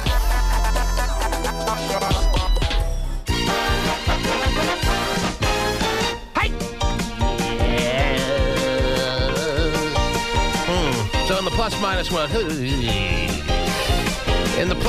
world, in the past week, we've added Sean Paul, and we've subtracted Soulja Boy. And I ain't gonna lie, that's a little bit of a minus, but you never know who might get added, and right. hopefully no one else subtracted, but I'm still not convinced Soulja Boy may not be there, but the official word is he ain't gonna be there, Terry. But the lineup is still stout. Summer Jam will still be bigger and better than ever. Yeah, well, definitely. We just won't be doing the Superman in the crowd. That's right. We all would look pretty stupid out there anyway. Bashing into each other, smacking each other in the face, doing it wrong. Well, that'll probably happen anyway, but... True. Not with Soulja Boy leading us, but that's all right. Because I just recently rewatched that dance on YouTube and tried to do it, and I look pretty silly. But anyway... Who wants backstage barbecue? Put your hand down, Terry. You're already there. Who wants backstage barbecue passes? This is one of the things you actually don't have to win because you already have them in your possession. Wow. But just on reflex. Her hand goes up in the air. Free, it's me. Mm-hmm. Who wants backstage barbecue passes, tickets to the show, and a chance to be thrown ass first into the cash cube to collect all the money? I noticed they do that on Ellen now, too. They have the cash cube. They take to people's houses. Yes. I was riding the elliptical trainer, kind of in a girly way. Well, I realized that okay, you don't have to go into an explanation. At the gym, amongst all the aerobic equipment they have, that what's the most manliest. It's okay. Watching Ellen on the elliptical trainer is very manly. Listen, I have no choice but to watch Ellen because they have these big screens in front of me, and then most of them, the ladies put on Ellen the time of day I work out because I work out around noon. But anyway, let me ask you this. Treadmill that much more? I don't think it matters. They're all the same. All right. Then just throw on your Nikes and go for a jog. Yeah, just do it. Mm-hmm. There you go. On level 3. No. I like it very cozy in my gym. Listen, I stick that joint on level 13. I am sweating like a beast. But anyway, so you're watching Ellen on the elliptical trainer. Yes. She's got the cash cube outside people's houses. They come to the door, and somebody answers, and they go crazy seeing Ellen's stupid little truck out there. And they get thrown in the cube, so people know how to play this game, how it's all done. You stuff as many... 10, 20s, singles, whatever you get your hands on, you throw them in your joint, in your bra, in your drawers. Jeffrey dollars. Whatever you can do to get as much money on your person for when the thing stops blowing and you got to get out. Oh, now can you shove them in your pockets and stuff or no? Yeah, you can do whatever you want, yeah. Get one of those old MC Hammer pants and put pockets on them and fill them up. All of a sudden, you're following he's got the baggy Hammer, pants. Man. Remember the baggy pants? Put He's some big. Pockets on those and you can fill them up. He's big on MC Hammer right now because I know. What's the reality show he's got? Hammer. It's called Hammer? I don't know Hammer what it's time. called. What's it Hammer time? What station? A&E. A&E. A&E? Yeah. Yeah. The channel that gives anyone a show. Actually, that's E, but... Yeah, so it's Hammer living there with his face. He's got like 5 kids, living in a modest little home in Lacey, California. And this is a new show or what? Yeah, Just season started. premiere was, I don't know, IT voted. So recently, in the last few days. And you liked it? I did. And I may have to watch it. If you were a fan of him, I mean, I liked him back in the day. Mm-hmm. Didn't love him, but, I liked him. All right. I'm such a fan of his. I tried to get him to a summer jam about 8 years ago, and no one wanted him there. Don't you remember that? You weren't on the show then. 8 years ago? I don't know. Might have been. It was right around the time where either you were not on yet or just came on. You probably weren't even on yet. Where I was trying to make the case to bring Hammer to Summer Jam, and everyone trying to run me out of town. Really? How'd that work? You're still here? I was still here, but I backed off on... Because he wanted, money on top of it all. Oh, really? Like, Hammer, listen, if I'm going to get you to Summer Jam, you got to do it for free. Why would he do it for free, though? Well, I tried to sell an album or something? He wanted to try to make a comeback at the time. Okay. He was sick of doing the church thing. Right. Yeah, church sucks. How did it work out for you? All right. Let me find today's winner for backstage barbecue passes, etc., etc. You're on the air. Hello. Hello? Yes. Who's this? John Tell? John Tell? Yes. Or Sean Tell? John. John Tell? Yes. John Tell. Yes. And you're a girl? Yes, I'm a girl. All right, take it easy. And your name is John Tell. Yes, John Tell. Mm-hmm. Like spelled like the first name John? Yes. Tack on a tail and we're good? Huh? Yes. First name John, tack on a tail and we're all good or what? No, it's John Tell. Yeah, I got it. Okay. And how old are you, John Tell? I'll be 18 in 1 week. Oh, jeez. Well, won't this be a big 18th early birthday present for you if you were to get your hands on some backstage barbecue passes, huh? Yes, it would. And for those who are backstage at the barbecue, as far as they're concerned, just in time, if John Tell looks good, that she's turning 18 multiple weeks before Summer Jam comes around. Yep. This would be the perfect scenario all the way around. You hear what I'm saying, John Tell, or no? Yes, I do know what you're saying. I'm saying it's a good thing for all those Summer Jam crepes that want to get their rocks off on you if they feel the need, and seeing that you'll be more than past your 18th birthday. And it'd be a nice little heartwarming moment to make you the winner this morning, to give you an early birthday present. Yes, it would. It's an everybody wins moment. The creeps win at Summer Jam, Terry. Maybe not so creepy. I don't know. It depends on who it is. Who's backstage and like, oh, she just turned 18. Perfect. Oh, well, from a legal standpoint. Yeah. Dirty Harry, back off. Mm-hmm. Stand down. Yes, we'll be making sure to keep Dirty Harry away from you if you win, John Till. Now tell me what you have planned for your summer. And think very carefully, because it all may ride on this for some reason. I plan on going to the Summer Jam. Oh, that's a little presumptuous of you. If that's all you got planned, which isn't even real plans, because we're not yet ready to give you tickets unless you've bought some of your own. Do you already have tickets bought? No. Well, that may be the only way at the end of this all that you wind up at Summer Jam, John Tell, because you're being a little cart ahead of the horse here. You know what I'm saying? I do have big plans for the summer, though. Well, I want to hear about them. That's why I asked. Okay, well... Not just saying it to make small talk, and I really am not going to listen to the answer. I'm genuinely interested. I'm really kind of curious as to what is on the agenda for John Tell's big, blazing, red-hot summer. I plan on working and going to school. Mm-hmm. That's a pretty crowded summer. Yeah, it is. I mean, don't you like to keep things free and flexible for... Yeah, I'm going to have days to hang out and go do stuff. You're going to work and go to school. Wow. Yeah. Why are you going to go to school in the summer? John Tell? Yes? Why are you going to go to school in the summer? Because I want to start my path to being a social worker. Oh. And I can't wait till the fall? No. You're just trying to get ahead a little bit? Yes. Oh, good, Now we're talking. good for you. Good for you. What kind of classes do you need to take in the summer to be a social worker? Psychology classes. And if you don't take psychology classes during the summer of your 18th birthday, you may not become a social worker? Well, all she's trying to do is just get a little bit ahead, and so she doesn't have to... Lighten the workload? Yeah. My mom used to always try to sell me on that. Take some summer classes. Right. It lightens the workload for the fall. But like, screw And it that does. crap. Yeah, you know how else I can lighten the workload is not take any classes. Not do any work. Right. That'll lighten my workload. Yeah, I got a real light load in the summer, Mom. Now, let me have another load I need to lighten right now, Ma, so you clear your way out of the bathroom here. And hand me that towel on your way out. Hand me that towel/beat rag. We'll all be good. John Tell, back to you.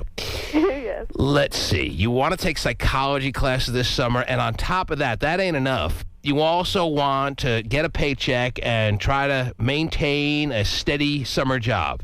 Yes. Do you have any prospects? Do you already have a job lined up? What do you want to do this summer as far as work? I work at KFC. KFC? Oh, my buddy worked there. Now you're finding your way to my heart. Love the free food at the end of the night. Man, nothing better than some honey barbecue boneless wings. Here we go. Oh, my God, that's my favorite. If they were only good for you, I could eat them every day. If they were only good for you. If they're only good for you. That's the key. I wouldn't be sitting there in the drive-thru going, oh, I really shouldn't, but I have to. You know? So good. I know. I love them. Give me the potatoes and gravy. Mashed potatoes, everything they could throw your way. Yep. So good. Yep. Man. Yeah, I could work. Well, now they have I'd the be grilled 400 chicken, pounds. so they're healthier choices. Yeah, sure. I'm really going to go for the grilled chicken. It's good, though. I know people are lapping it up. I'm not They interested. are. I just want the Love boneless it. barbecue wings. I know you do. Sir, does that mean you want one corn on the cob or the 4-pack when you say one order? Throw the 4-pack. It's actually a pretty good deal. I mean, Yeah. you get a lot of food. Mm-hmm. Big variety. All right, I'll see you there at lunch, dude. Which KFC you work at? The one. No, don't say. I don't want anyone to come down and be all stalking you. Because you sound kind of cute. She doesn't sound like a nice young lady. So I don't want you to say exactly which KFC you work at because you'll get some stragglers coming in, you know. that are listening right now. Let them go from KFC to KFC trying to find John Tell. Let them put some work into it. All right, so you work at KFC and you're going to take some psychology classes. Yes. So you're going to be sitting in the back of KFC with your psychology textbooks, or you're not going to have the two worlds collide? No, I'm going to have the two worlds collide. I'm going to be doing homework at work. You're going to be doing homework at KFC? Yes. Man. Good kid, man. I wouldn't even have thought about doing homework at my summer That's great, though, but she's got a goal in front of her, and she wants to be successful. That's wonderful. It's great. I was in the break room at McDonald's with my head down trying to get a 10-minute nap really quick, doing homework. And you think you could work in Summer Jam into your summer. Is that right, Chantel? Yes, I definitely know I can. See, I almost feel like I want to call her Chantel or Chantel. Just John Tell. Someone's dad couldn't stay out of the naming process, it sounds like. Please don't, you're asking me? Yes. You want me to pronounce it correctly? You want me to call you John Tell? Yes. Just that blatant, John Tell. Yes. That's my name. People call you Johnny, or any nicknames, or what? Yeah, people call me Johnny, JT, or Telltale. Telltale? No, not Telltale, Telltale. Telltale. Do tell? Big difference. All right. So do we want Telltale backstage? Do you want Telltale in your barbecue experience, Terry? Do you want to be rolling up on Telltale? Yes. Talking about how KFC is so much better than the food we're cooking backstage in Summer Jam? Is that what we need, or what? You good with it? I am awesome with it. You like the idea of John Tell? I do. John Tell, you got a boyfriend or what? Yes. You do? Yes. So you plan on making the summer of 2009 one where you got to keep your boyfriend happy, one where you got to keep up to speed on your psychology things, one where you got to keep your shifts filled, you got to keep your work status good at KFC. You got a lot of balls to juggle. Well, he's going to be happy whether I'm with him, so he's going to be happy either way. He's going to be happy when you're not with him. Yeah, he's going to be happy. So he basically doesn't even want to see you for the whole summer. He's going to be doing his thing. I'm going to be doing mine. The less he sees, so are you trying to tell me that the less he sees you during the summer, the better he is? The better off. No, every day he sees me, he's better. But he's cool with not seeing you too. He's cool with me going to Summer Jam. Well, I'm not talking about Summer Jam. I'm just talking about all the other requirements that you got. Well, he's happy that I got a job and that I'm going to school. I mean, he's very supportive, and he knows that she's got to handle her business, and he's going to handle his, and it's all good. He just knows there's a whole bunch of other half-dressed girls floating around through the streets of where he's hanging out this summer that he doesn't need John Tell on his hip every minute. John Tell. Yes. How often do you think you'll have time for your boyfriend this summer? Let's try to figure this out right now. You got your work shifts, your school, and you have maybe Summer Jam that you're going to be all, thinking about. What time do you have? How many days a week, if you even get to see him one day a week? How often do you get to hang out with your boyfriend this summer? Well, every time I get out of work, I go to his house. So I'll see him a lot. So you pretty much live with him? You sleep over or what? Yeah. He lives with his parents or no? Yes. How old is he? 19. What about your family? What about them? I live with my family. I live with my dad. But you stay over your boyfriend's house pretty much every night? Yeah, sometimes, and but right now I'm not because my dad's home. Your dad is home, so you're staying with your dad? Yeah, because he was in the hospital, so home with him. So instead of staying by his bedside, you stayed at your boyfriend's? No, I couldn't go to the hospital to see my dad like that. Why? Because my dad means too much to me, and it scares me to be at the hospital when he's there. Oh, wow. So instead, you denied the thought of really him being there. You try to shuffle it out of your mind, or what? I don't really get that. Yeah, it's too painful for her to see it. I mean, fine, I understand that it's painful, but instead of... It's the reality, unfortunately. Is he better now? Yeah, he's better. What was wrong with him?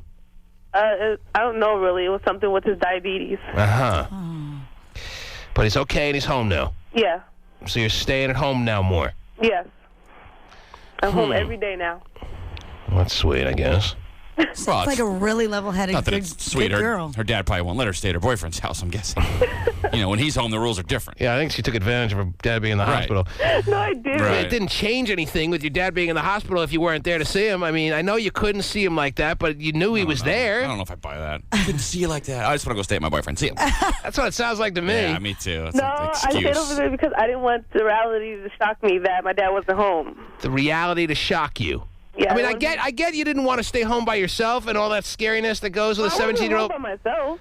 Well, if your dad was in the hospital, who else was there? My brothers and sisters. Oh, all right.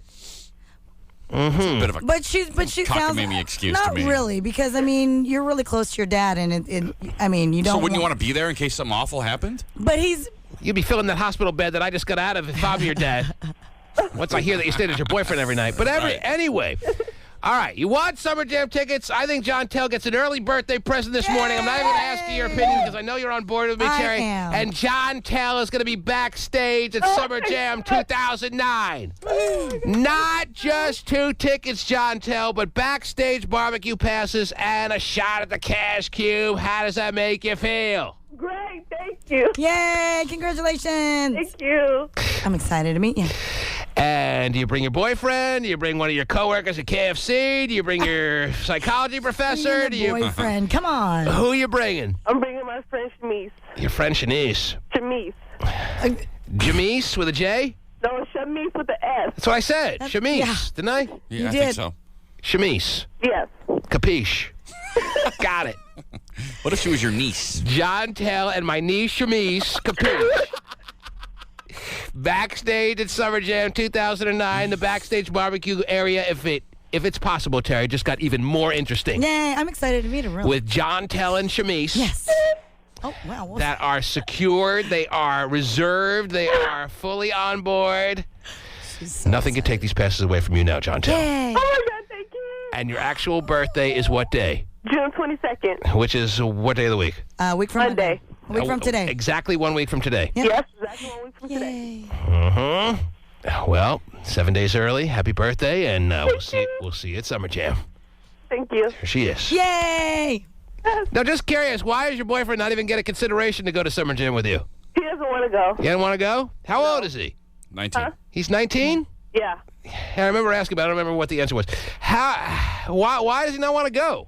I don't know. He just said he doesn't want to go. I didn't really like you that much, but that's all right. All right, hang on. There it is. Who doesn't want to go? Believe me, I like the idea of Shamise a lot better, but Right. you don't want to go. No. All right. He's missing out, and everybody else will have a great time. All right. The girlfriend will kick it without him. All right, there it is. Yeah. Happy birthday. Yay, that's exciting. Nice little moment. 7 days before the 18th birthday for John Tell. I got the right temperature.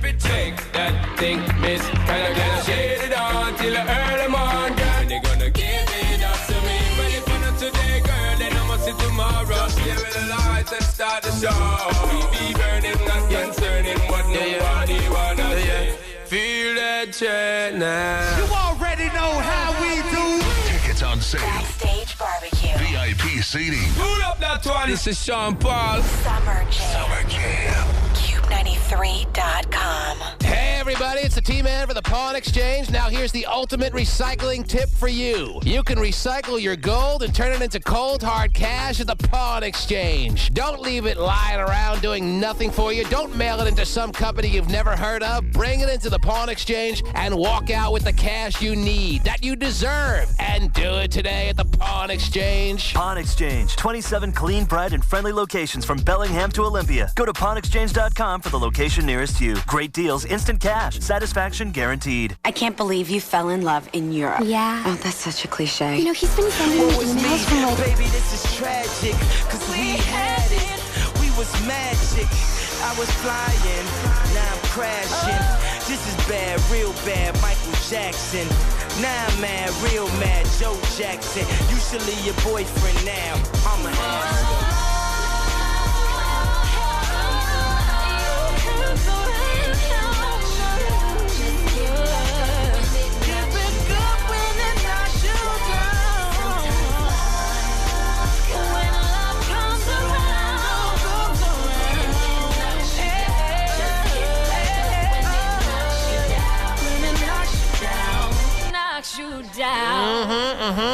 Just do that for me, too.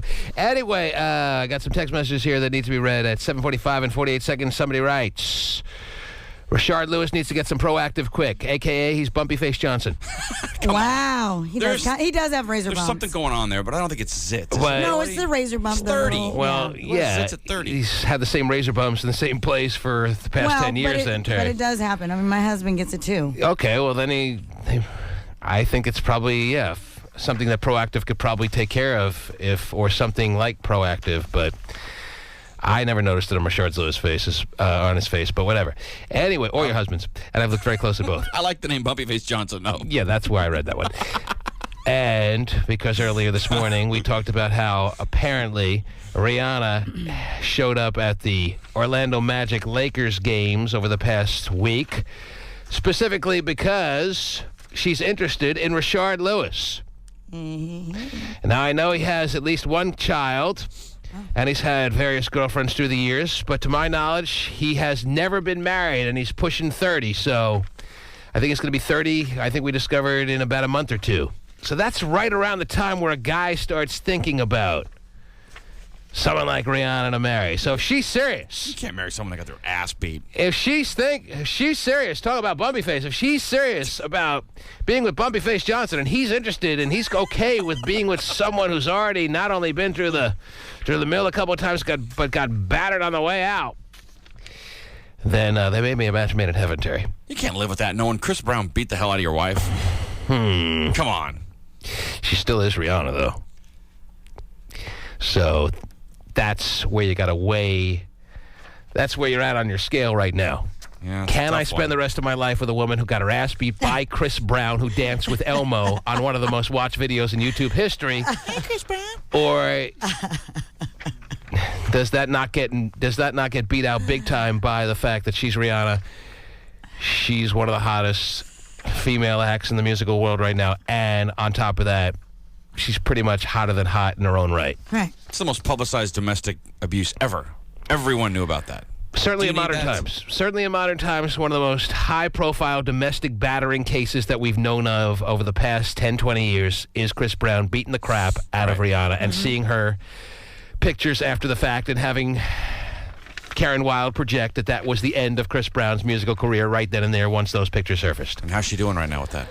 Right now, her prediction looks like it's on point. Okay. But Chris Brown hasn't really tried to throw anything out there, or has he? It's only been a few months. And I have a feeling Chris Brown's career is going to be just fine. So I think that was an emotional response. I think that was an emotional response by Karen W. Wilde. And we can, find out more about that when she fills in for Terry on this Thursday and Friday. There you go. And check in on her big boobs. But we can see what the latest is on when Chris Brown is going to throw some serious work out there. But my gut tells me Karen Wilde was wrong. And she would even admit that. It was just as I said. An emotional place within her that was not only bothered by the fact that one of her people, I wouldn't say that she looks up to, but one of the people that she likes being a fan of in Rihanna got beaten. But the overall thought of a man beating up a woman, I think, certainly hit a chord or two or a nerve or two within Karen Wilde that had her overstating what the reality is going to wind up being. But when she talks about people in this industry, she kind of knows what she's talking about. Yeah. I consider that when I make my evaluation on whether she's going to be right or not, that Karen Wilde is kind of wired in. But when she spoke about Chris Brown's career being over, that's it, he's done. Right.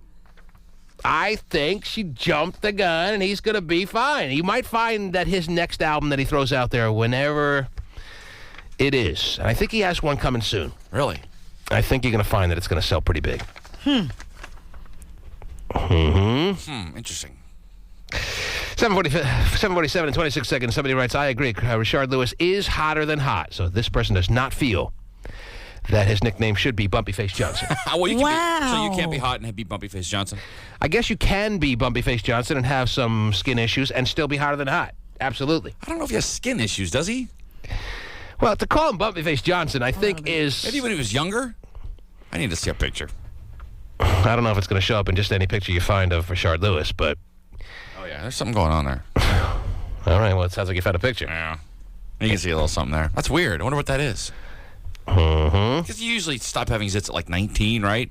Not unless you have serious acne and skin issues. Then it starts early and ends late. Oh, boy.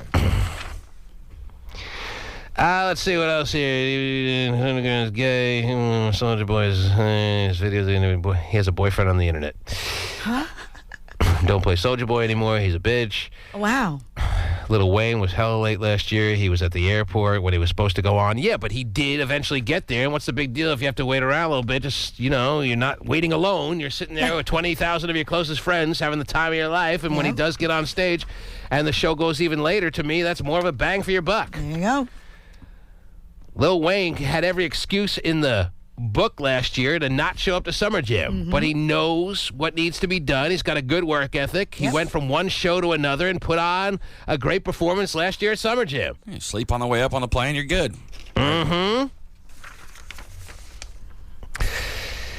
This is an interesting one. 7:53 and 17 seconds. Somebody writes, Soulja Boy must have gotten word from that Ice-T was going to F him up if he came out west, so he canceled his show in L.A. and Seattle. Never thought about that. Maybe he's scared. Is he scared, really? Maybe there's something to that.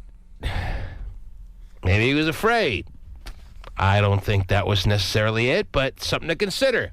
Ice-T is the original gangster. From a texter out there. The OGs were not having it sit right. But I think if they wanted to get to Soulja Boy, they probably would have found a way by now. Yeah. I think everything is cool now, and the hatchets have been buried, and all's forgotten, and Ice-T still thinks that Soulja Boy's work is crap, but, he's not going to go after him. Right. 7:56 and 7 seconds due. Somebody writes, Soulja Boy is weak anyways. His songs are nursery rhymes, and I don't want him at Summer Jam because he sucks fat, and you can fill in the blank. Wow. Oh, let me fill in the Let's play blank. the game. Mm-hmm. Yes. He doesn't suck fat corn on the cob. All right? Gotcha. Yes, in the game of Mad Libs, there's only really one response you could put in that blank, and we can't air it. Okay? Is it a noun? It is a noun. But not a proper noun. Is it a big noun? Depends who you ask. Okay, got it. Depends who you're dealing with. Terry, what else is going on in the world from your perspective on your side of the console? What do you got? Well, Miley Cyrus gave a little bit more of an insight on her relationship with Nick Jonas recently, and she just basically said that they're kind of reconnecting. And because there's so much when it comes to, especially like radio interviews and stuff like that, her people are really policing the questions that are given to her. That's why I don't give interviews. That's why I don't do interviews. Over the board, either stick to the album that she's releasing or the So if you're a radio host and you want the unbelievable gift of being able to interview Miley Cyrus, if you deviate from the questions that they tell you can ask, her people jump into the interview and say, we're not going there. Right. Please stick to the question, the relevant questions. Stick to the script, Bender. Yep. So Miley, I have to ask you, is it true? Is it true, we're Miley? not going there. We'll ruin you, dude. You skinny bitch. Tough to ruin me these days. So that's why I have a no interview or no guest policy, Terry, because I ain't doing that song and dance. Yeah. I mean, literally, they do. They just stick to the way it questions is with regarding all the tour these and the stupid music. stars. I'd rather read about them on Twitter than interview them on this show, knowing there are certain things that are off limits. Screw that. Yeah. I'd rather take calls. So interested in her album. Where there are no limits. So what do they limit the questions to that you can ask Miley? Just strictly to her tour and to it's not pertinent. It's not an interest of the listeners to ask her a question about her private life. Right. Don't want to ask about the, 20-year-old model that you just dumped and, Can't ask any questions whatsoever about him. You can't ask any questions about her relationship with the Jonas Brothers. You probably can't even ask any questions about her relationship with her dad. Click. Yeah, most of those interviews are by phone, and I'm sure her people hang up immediately once you ask a question that deviates from the approved questions that they set up ahead of time. Yeah, that's the thing. They give a list of what questions that they will answer, and then they, cut it down. Oh, Miley, give me the phone. Yeah, she won't be answering that. And you won't have a job on Monday if you keep asking these questions. Yeah. You know the understanding. We'll ruin you. We got all of Disney behind us. Speaking of... You don't mess with the mouse, man. Yeah, don't. Because he will take you down. Whatever. By the way... So, Miley, do you have hair on your bunt or no? Well, I'm sorry. Sorry. That's not going to work. It's nothing to do with That's the why album. I don't do the interview, Terry. I know. Because that's the first question out of my mouth. I know. T-Man, please stick to the script. Her bunt is not on the script. So how many periods are you in? Wow, that is definitely a question. How deep into the period world are you, if I may phrase the question a little bit better? Actually, today was a baker's dozen, T-Man. Mm-hmm. So 13, so Yes. that's a good year in a month, is that right? You can do the math. Did you have 2 in 1 month? I did have 2 in 1 month. That is very possible, yes. See, this interview is going great, and she's not even on the air with us today. Yeah. Our interview with Miley is going better than if she was actually here. See, don't you feel sorry for all these radio frickin' hacks that are so foaming at the mouth to interview Miley Cyrus that even if they have an urge to ask any question that doesn't pertain to her career as it stands right now, that they get cut off by her people. Yep. It's your show, right? I mean, God, you should Not anymore. Take control of your show, man. It's not your show. When you interview people like Miley and... Remember Billy Bob Thornton blew up on that radio guy recently? He just sat there and took it like a big wussy. What, the radio guy? Yeah, just sat there, the radio guy. Billy The radio Bob's guy just sat going there and let off Billy on Bob him. go off on him? In studio. Oh, my God. Sorry, Billy Bob. Yeah, it was totally like Really? that. What a big wuss. Wow. He wanted to ask him about his acting career, sorry, and he's there to promote his album. I didn't hear about that that's- story. Yeah, he goes off on him. That's right. He has a But big at least hand. Billy Bob had the balls to go off on him by himself as opposed to his people getting in the fray. At least the radio host, if he had any stones, could have fired back at Billy Bob, but he probably didn't know what to say. He was so Right, just get him out of overmatched by Billy Bob Thornton. I would at least respect that. If the person who you were interviewing was the one who took exception and started going off on you, at least you could fire back at them. But when their people get in the mix and they pull the person you're interviewing aside, you don't even have that's where it just gets ridiculous. Yeah. That's the way it is now. It's not even the person who fires back at you, it's their people. Yep. Right. And that's exactly what Miley's people are doing, like you said. Sorry. Well, I don't see that question on the pre-approved list, so we're well, it's not on the pre-approved list, but I thought I'd just, think extemporaneously for a second here. Is that well, possible? I'm sorry, we're not going off the script here. We've See, I can't already even gone pronounce through it. this with you. Mm-hmm. Stick Okay. to what we're doing here. I love my job. There you go. Yes. And we're going to play Hold Your Wee for a Wee in a matter of seconds, so stay All tuned. right, hope nobody dies. It's so good. 206-421-9393 is the number to call. That's why I take more calls than anyone else in morning radio history, because I have a no-guest policy. I will not be talking to Miley Cyrus today or tomorrow or yesterday or any day to come, because I'm not talking to her people. And I want to know how much hair is on her butt. You probably won't find out, I'm guessing. She probably won't answer that question. Yeah, I don't think she's gonna. So all we got left is me and you, the listeners. 206-421-9393. D. Will, can you hear me? Hello? Yes, D. Will. Man, I need your advice, man. I will give it to you free of charge and no problem about it, D. Will. Now, that's what I need to hear. I love free.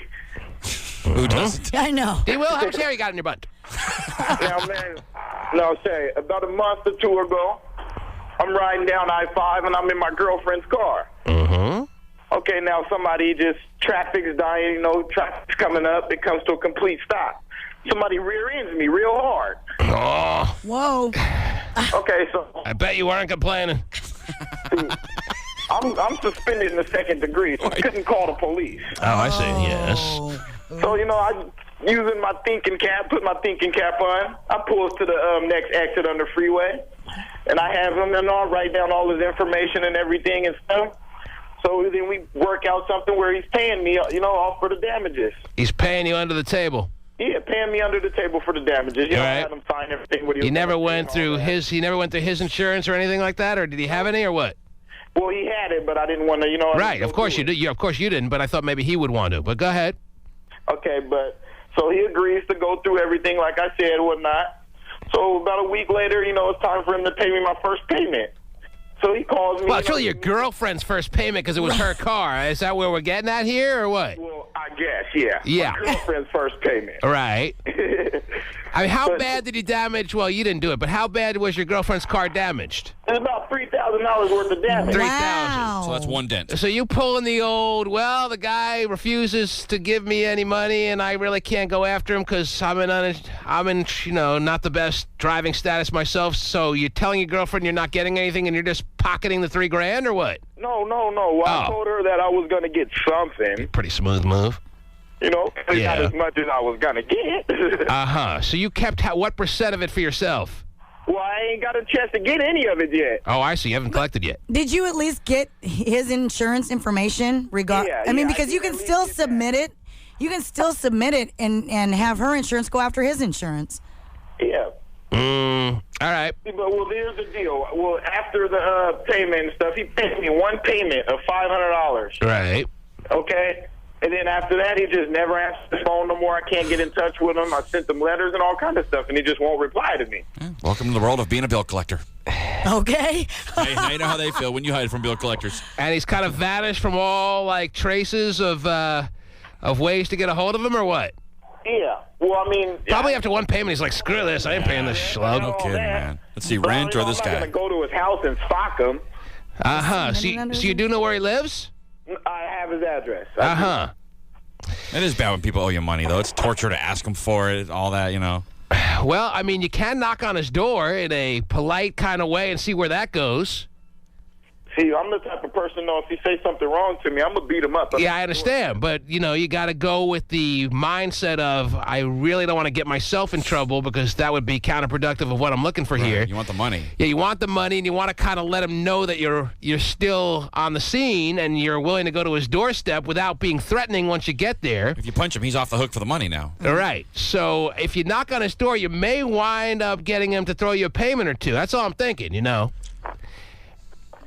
I'm like, just report him to his insurance and tell them, hey. The more non-threatening you are at his doorstep, the more scared he may actually get. You know what I mean? The more cool you're able to stay on his doorstep. I was thinking about just taking him to small claims court or something. Well, I thought there were reasons why you didn't want to get yourself down that avenue, but if that's something you're interested in doing, that might work. But if it's after the fact, can I still get in trouble for driving? Well, again, I suggested just all you have to do is have your girlfriend call her insurance and say, here's this insurance information. We got rear-ended, and they're going to go after him. He paid $500, which is probably his deductible, and here's the estimate, and submit it that way. Yeah, by paying the money, by him paying any kind of money and signing everything, he's basically admitting that he's wrong, right? And he is, because anytime you get rear-ended, he's the person at fault. Oh, yeah. That's just... Yes, there's no circumstance by which someone could rear-end another person and not be at fault. Yeah, it's even if you slammed on your brakes, if he bangs into you, he was tailgating too close. Right, inattention to driving, right there. So we all know he's at fault, but that's not what his worries is. Well, but he wants to get paid. But the thing is that if he doesn't want to get a citation or lose any future prospects for driving that he has by them discovering that he was driving not only without a license, but it wasn't his car. But if anything, it's the two insurance companies that have to. It's the at fault thing. He wants to get the money without any paperwork. Well, I understand that. Have fun being a repo man. Yeah, have fun because can't stand that. Having to bug someone who owes you money. And the guy knows that, you know, those you're are pretty at much risk. your two options, all right? We can't think of anything else. What are they? Go into his door and not being threatening unless you really have to, and then going through insurance or taking him to a small claims court, that route, more of a paper trail route. Okay. All right, and the paper trail route, you're right, could wind up throwing up some red flags as to what you were doing, driving that car without a license, yada, yada, yada. Regardless, even if you I know what you're saying. He will get his money, but he could get himself in trouble. He may get a citation, another ticket, but that doesn't, still the other guy has to pay for the damage. That's all I'm saying. Yes, we get that will be a channel where he probably will have no problem getting his money. He doesn't want to get himself in any kind of trouble. Right. See, I don't think the money's worth for me to get another citation, though. I understand what you're thinking. For 7 years. That's why I like, even though it's a little weird, the knocking on the door route. Just to show him that you're not forgetting about him, and you let him know that, hey, I mean, we talked about not having to go through the insurance companies, but if it comes to that, I may have to start putting those wheels in motion right now. And he may be like, let me cut your check. Let me cut your check right here. Sure, I'll take cash. All right? I think I like that one, T-Man. But don't touch him, because then you ruin every chance you have. Don't lose your cool on his doorstep. Yeah, because then he's off the hook for the money. You don't want to ruin it. You have to go in with the mindset of, I'm going to stay as composed as I ever have, and that may be the most effective means of actually getting him to give you some money. Or have your girlfriend call or whatever and go to the door. If you have a temper, then have your girlfriend do it because it's her car and say, look, dude. And don't go with 8 guys because that'll look threatening too. Right. He ain't coming out. Nope. All right? All right. All right, man. Now, T-Man. Now, if you get shot, it ain't our fault. Okay. That's Now, an outside possibility. One more thing. Here we go. Steven's a dickhead. Let us have it. This is about, you remember a couple weeks ago on your morning show, you guys had the game. The game? The game about you guys had to guess the word. Yeah. Sexual word. Not really, but what? Yeah. You remember that game, right? I don't remember what I had for breakfast this morning, but what? What? Now, I was on the line, and I had the word ready for you. All right, write your congressman on that one, and we'll see what we can do about that. Show up at Terry Free's doorstep, and maybe she'll pay you off the price that you would feel like you had coming to you. Why am I just seeing the brake side now? We're way behind, man. They're going to think it's my fault. Dude, I was talking about this guy about nothing, too. Busted, dude. All right, we're a little late for this time out. It's your boy Ludacris, man. You can see me live on stage. I'm telling you, the show's gonna be off the rip. Safe Light Repair, Safe Light Replace. Mark, technician for Safe Light Auto Glass. The temperature's rising, and that means hundreds of thousands of windshields will crack. All it takes is a tiny chip, the kind most drivers ignore. That's what happened to my last customer. It was a hot day, and he was washing his car. The cold water hits the hot windshield. Know that I miss you. I wanna get with you tonight, but I cannot, baby girl, and that's the issue. Girl, you know I miss you. I just wanna kiss you, but I can't right now. So baby, kiss me through the phone. Kiss me through the phone. I'll see you later on. Kiss me through the phone. Kiss me through the phone. See you when I get home. She called my phone like that. We on the phone like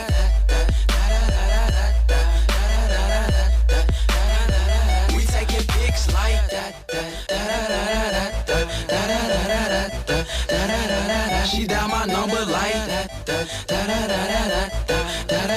678-999-8212. Baby, you know that I miss you. I wanna get with you tonight, but I cannot, baby girl, and that's the issue. Girl, you know I miss you. I just wanna kiss you, but I can't right now. So baby, kiss me through the phone. Kiss me through the phone. I'll see you later on. Kiss me through the phone. Kiss me through the phone. See you when I get home. Excuse me. Nonsense and gay still going at it, Terry? Oh, yeah, every morning. Nonsense. Hotshot was filling me in. Yeah. It's pretty funny. Well, he likes to be part of the show now, Nonsense does. So Nonsense he kind of said, my bathroom's bigger than your whole apartment, gay. Who said that? Nonsense? Nonsense said yeah, that but about this Gay's is whole like apartment. the 5th house that he's lived in. Is Gay going to take that? Is Gay going to take Nonsense knocking how small his apartment is? Gay does live in a pretty small apartment. He does, but Gay fired back with, yeah, those shelter bathrooms are big. It's actually kind of funny. Enjoying your coffee there? Yeah, someone triple bagged it. I love a triple bag, too. Oh, yeah, I did know to you love a somebody in triple Halo bag yesterday, yeah. You triple bag someone in Halo? Oh, yeah. You still playing Halo? Oh, I can't stop. Wow. Well, they just added new maps. How can I stop? There's new maps now. It's all Wii all the time for me now. I just downloaded the legendary map pack. You like I'm off the the Wii? hook. Oh, I love the Wii. Loving Load it. Warrior 43, please add me. Load Warrior 43? Yeah, that's my gamer tag. What if I jump on? I mean, I have Xbox Live. I just don't have it. I guess I do have it set up. I could just throw on the headset and be raring to go with you. Load Warrior. Yeah, we could play a little Halo together. Yeah, I suck at Halo. People still tell me Terry's a bunt on Halo. I don't play enough. Yeah, I love it. So you get on Halo, you I'm get really on good. Xbox Live, and all of a sudden you get bombarded with Terry's a bunt. All the time. Mm-hmm. Terry's bunt smells like whatever. I love it. I get messages all the time. Well, good. We smell Terry's bunt this morning and I'm yell. on people's minds all the time then. Even in good Halo. to know. Even in Halo. Yeah, that's awesome. Have you heard about this dive bombing Blackbird that's got all the pedestrians, all the people around, especially the Northwest and the Northern California area, these dive bombing Blackbirds? I know, crazy. That happens every once in a while, doesn't it? Yeah, it does. It scares the hell out of you when you see a kamikaze blackbird or just any old bird coming at you, right? Well, and then they hit you and attack your head, and you don't know what the hell you did I'm or what's hearing on the top of your head that make them do it. I'm hearing, especially this morning, about the dive bombing blackbirds scaring the hell out of people. Oh, yeah. What has gotten into our friendly little feathered black bird? Why'd you think they were friendly? Well, you've never considered them friendly? Birds? Yes. Birds are scary. Well, all right, birds, they're not necessarily friendly, but they've never been anti-friendly. They've always been in their one and pet it. They're not friendly. Fine. They've always been in their own little world, Right. and they've never felt threatened by a bird, usually 99.99% of your life. Ever seen an eagle swoop down and grab a chihuahua?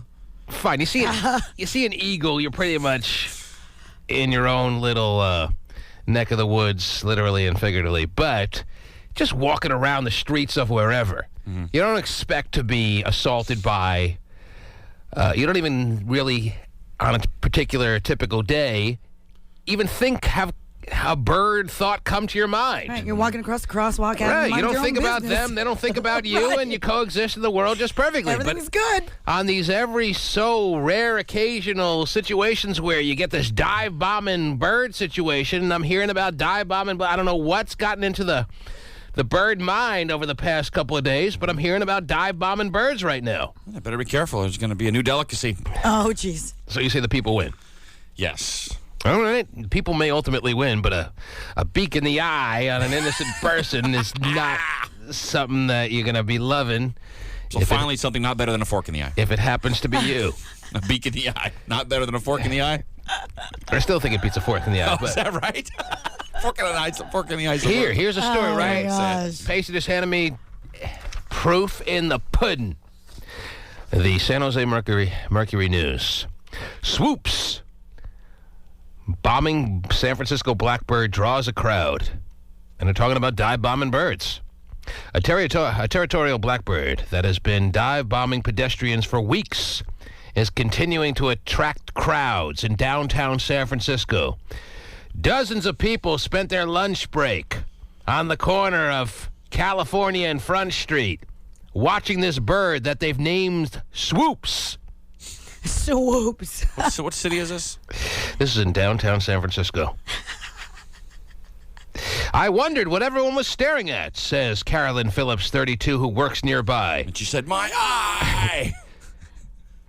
Just a little reminder not to walk by this particular bird's nest. Yeah, that's always the thought, that you're threatening a certain group of birds. But I'm hearing it's not just in San Francisco. Maybe there was a little bird get-together, and they said, you know what, let's shake up the human population a little. Yeah, we're a little bored, so come on. They're taking us for granted a little too much. We're not getting the breadcrumbs. We're not getting what we used to get on a regular basis. What are they in? I hear they're in something they call a recession. Maybe that has something to do with it. They're eating their full sandwiches now. It's trickling down to them. They're all hungry, too. Not getting as many scraps. Maybe it has something to do with that. Maybe in the recession times that we're experiencing right now, instead of leaving a little leftover part of your sandwich for your friendly bird because you'll be able to get another sandwich later in the day, maybe you only have one sandwich for your day and you have to eat the whole damn thing, and the bird is the one who suffers. So they're dive bombing at the people. Give me your food. Yes. Vicious birds. The attack started a few weeks ago. Wow, they've been doing it for a few weeks? Wow. Wow. Well, the recession's been going on for a few months now, Terry. So the birds got together, a little bird coffee clutch a few weeks ago, and said, "This is what we're putting in motion here."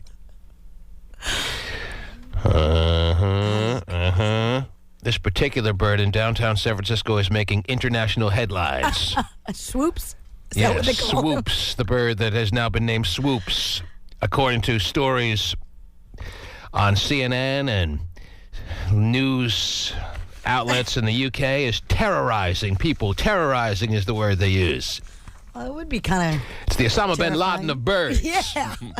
Hey, at least we found one of them. Dive, dive, dive.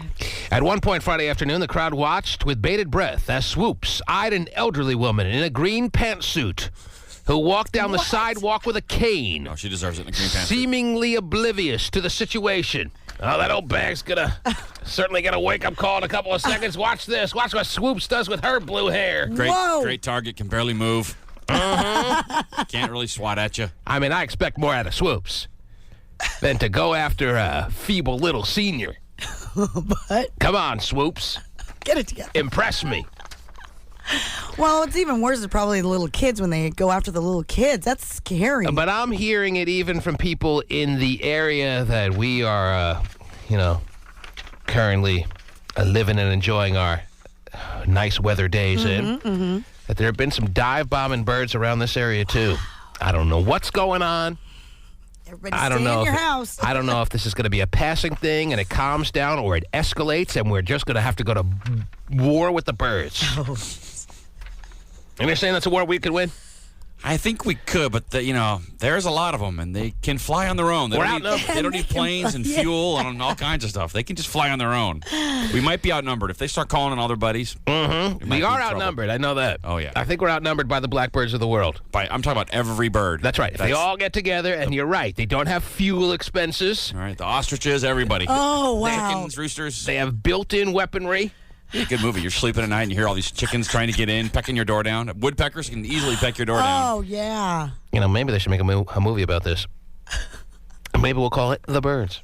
You ever watch that now? Man, those graphics are bad. It's horrible. Oh, my God. But what do you want? There's no CGI back in the day, I'm sure it's scary. Yeah. Birds are scary. 206-421-9393. I'm just, putting out a little word of warning.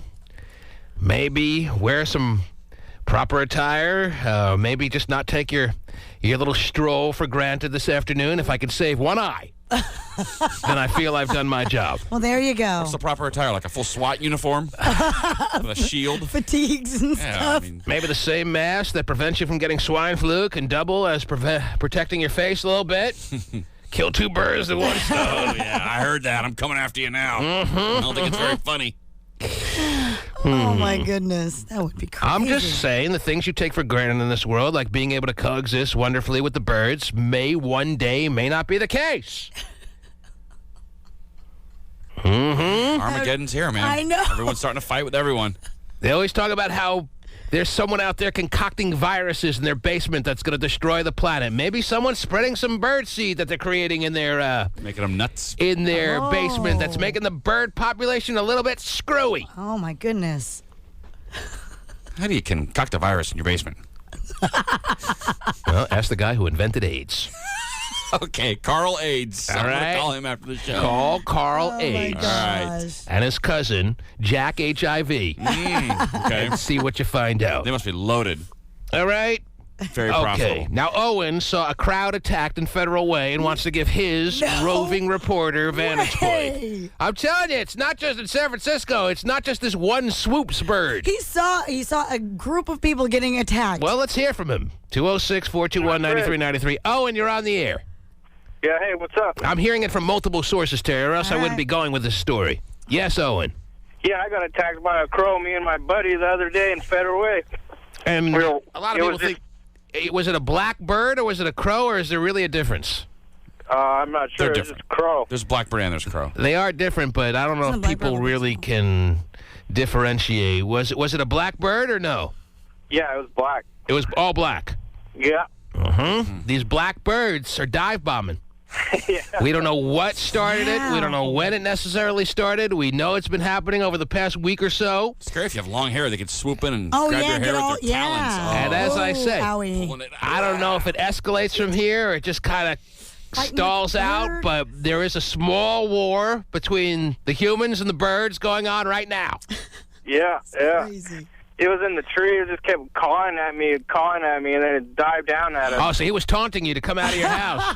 Caw, caw! In other words, pussy, get yourself out of your house and come find me like a man. Probably had a nest up there, I'm sure. Wow. Is this mating season? Is this like... Spring, I think, is Yeah. usually. Is Isn't it Could be, egg yeah. hatching season? Could be. I don't... Because Aren't usually... most animals born in the spring? Isn't Yeah, that and they say that I've heard these stories in the past. You're right. But I don't remember this last spring. I don't remember this the spring before. I don't remember this around this time over the past few years. Do they have babies like once every 19 years in the bird world? I don't know. I'm not sure, but my buddy, he picked a big rock up and killed it. Wow, that's great. I'm sure the babies loved it. Mm-hmm. So now you have... I felt kind of bad. I told him not to. Kind of bad, yes. All right. Well, Owen, thanks for your report. See? Not just happening with swoops. No. We've got our own swoops here, right? Well, we got to nickname our birds. Something different. Yes, be original. Steve, you're on the air. Hello. Hey, What's how's it up? going here? Hey, I just got to give you a little update on the evil bird thing going on. You're absolutely 100% right. They are evil. The blackbirds will actually get you back if you kill one of them and have a funeral over your house. Not exactly bird brainy of them. They have revenge on their minds. They can retain information. They can plot against you for the future like that. That's what you're saying? They will make you think of the movie The Birds and getting you a beak in the eye. I guarantee it. They're creepy. But what you're describing is a complex, dynamic thought that you're suggesting the birds have. That if you were to kill one of theirs, that they would then take that and plot against you and get revenge on you. That is not typical of what people perceive as the bird brainy type ability.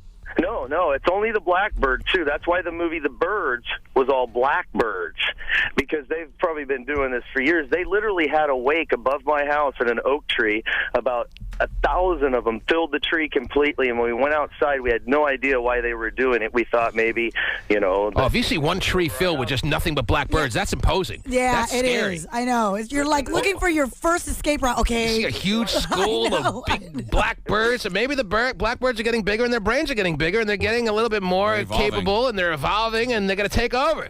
It's pretty creepy when you wake up at 6 in the morning to what sounds like somebody cranking the TV to this movie, The Birds. And you go outside, okay, so we look in the tree. We look under the tree. There's a dead bird in my dog pen, a dead blackbird, and my 2 big full-size dogs that killed it are cowering inside their dog kennel, looking in the tree, wondering what the hell is going on. Why do I feel like you love every second of this, Steve? Why do I feel like your life has never been more full and enjoyable? It's a great story for his buddies. Yeah, the dude that was drunk and threw a rock at a blackbird and killed it. Yeah, he's got a good arm, and they're out to get him. I'm sure of it. Oh, geez, they're plotting right now. Out to get him. They're in the bird nest right now with the chart, with the X's and O's, Terry, with the game plan, with the John Madden of the birds, describing exactly what needs to be done. Now, Sarah! He killed my mama. Dive bombing blackbirds in Puyallup, huh? Yeah, like last year. Oh. It's not new. Like, when I used to work... Well, it's new that it's making national news. I'll tell you that right now, because I didn't hear about it last year. If you knew of a blackbird that was dive bombing last year, it didn't make the news. They were all over our parking lot where I used to work, and they would, if anyone even got out of their car, they would just attack these people. And it was like men, women, and children. It was anyone. See, I'm more afraid for my kids being attacked. How do you defend and yourself? It's because... Put a football helmet on and run to your car. Is that what our lives are coming to? Yep. Everyone's going to have a football helmet? Oh. Sprint to your car and as fast mace? as you can. Women were like getting their Slingshot. weaves pulled out and That's pretty cool. Wow. If you saw a bird pulling on a woman's weave, you'd be laughing your ass off. Milkman Jay says he was attacked just this morning. Come on. I swear. I promise you. I was making a delivery today, and there was one bird sitting on the rail, this fence that I had to open, and I go to open the fence. The other one swoops down right by my face. I got double-teamed by birds. Double team. Not what he was hoping for today, probably. No, not the double teaming that's been on your mind lately. I thought that bird was going to peck my eyes out. Mm-hmm. Well, this is no laughing matter, Terry. It's I crazy. think it's funny. I like when animals attack you. Yeah, you do, because you remember those Shiite geese that took that plane down in New York City? Remember they flew right into the jets? Those Shiite geese. They were on a suicide mission. But it didn't work because the pilots saved everybody. So there you go, Birds are out to get us, I'm telling you. Oh, man. my God. They wait around for airplanes to go and they have suicide bombers. Maybe I need to drive with Darius down to California then. Wow. This happened in San Francisco. It's going down there, too. Nick, you're on the air. Thanks. Gina. Yes. Do you know what they call a group of crows? What do they call a group of crows? A murder. I'm not sure I get it if it was a joke. That's not even a joke. That's what they actually call them. That's the real terminology for a group of crows? A murder of crows? That's the actual terminology for a group of crows. Oh, I thought I was listening to a riddle or something. I did too. I'm waiting to see if I should be laughing. Because it's no laughing matter. I thought maybe the joke went over my head or something. Because the surgeon was his mom. So a group of crows, by the correct terminology, is known as a murder of crows. That's right. Wow. That does sound really bad if that's the case. For you. That's interesting. Wow. I never knew that. I never heard of that. You could be making it up and selling me a bill of goods, but it sounds wonderful. No, look it up. No, I believe you. You sound like it you. up right now. A murder of crows. Yeah. Looking it up. All right. That's a great name. Thanks for the insight there, Nick. Your name? Ow! Al. You're on the air, Al. What's up, Al? Yeah, the birds, every morning when I get home after I take my kids to the bus stop. All I smell is poop. And they meet up outside my window. This got to be around the right age, I by know. the way. Well, no, he has kids. He wouldn't be around the right age. This guy has kids. Yeah, what? So... I missed that. What'd you say there, Al? What if he didn't say it if it was him? Funniest Every thing morning ever. when you wake up, yeah. No, I work overnight, so after I take my kids to the bus stop and want to go home and get to sleep, the crows meet up outside my window and start cawing, and I can't sleep. Wow. But, Eerie, huh? if people do go to war with the birds, we have an ally. We have cats. Cats? Yes. I don't know. If 6 birds attack a cat, who's winning that fight? Yeah. They start pecking away and peck the little kitty to death. Just peck that pussy. Just never relenting, just nonstop pecking of that pussy until that feline has to, surrender, right? Yeah, lay down. I mean, watching a pecker and a pussy go at it would be pretty interesting, though. You have to admit. So I don't know if I like your odds there, Al, but thanks for the thought. Derek. Hey, how you doing? Yes, Derek. Hey, T-Man, I was saying that you guys have a problem with your birds. Do like the governor of Illinois and get those pigeon hawks from Brazil. They had a pigeon problem. Some Brazilian chicken hawks. We fly them in. We're all good. Oh, wow. That's what this guy is saying. Chicken hawk. Let's get serious about this. Okay. Calling a favor to the Brazilian government. Lend us some of your highly trained Brazilian chicken hawks, and those crows will forget all about us. Wow. That's the strategy. All right. Right on it. Dive bombing birds. Let's see Swoops handle a Brazilian chicken hawk. He'll be like, all right, I didn't mean it. Just kidding. Yeah, but they're all friends. They're all birds. That's right. They wouldn't do it. The chicken hawks wouldn't do it. According to what Derek's saying, the Brazilian chicken hawk ain't a friend to no bird. The Brazilian. It is a murder of crows. It is? Yeah. Wow, how about a listener actually know what he's talking about? And a sleuth of bears. I got them all already. Bears? A sleuth of bears, a school of fish, a murder of crows. Which doesn't fit.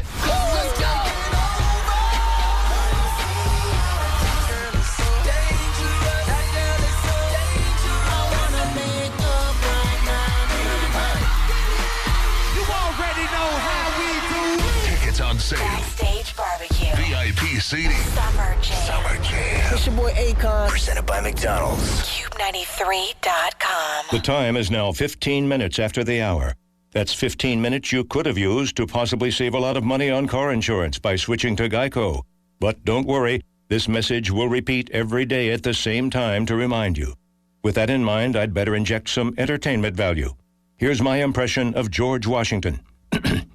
Hi there. I'm George Washington. To get a free rate quote, go to geico.com, then buy online, over the phone, or at your local office. Mark, someone is staring at me.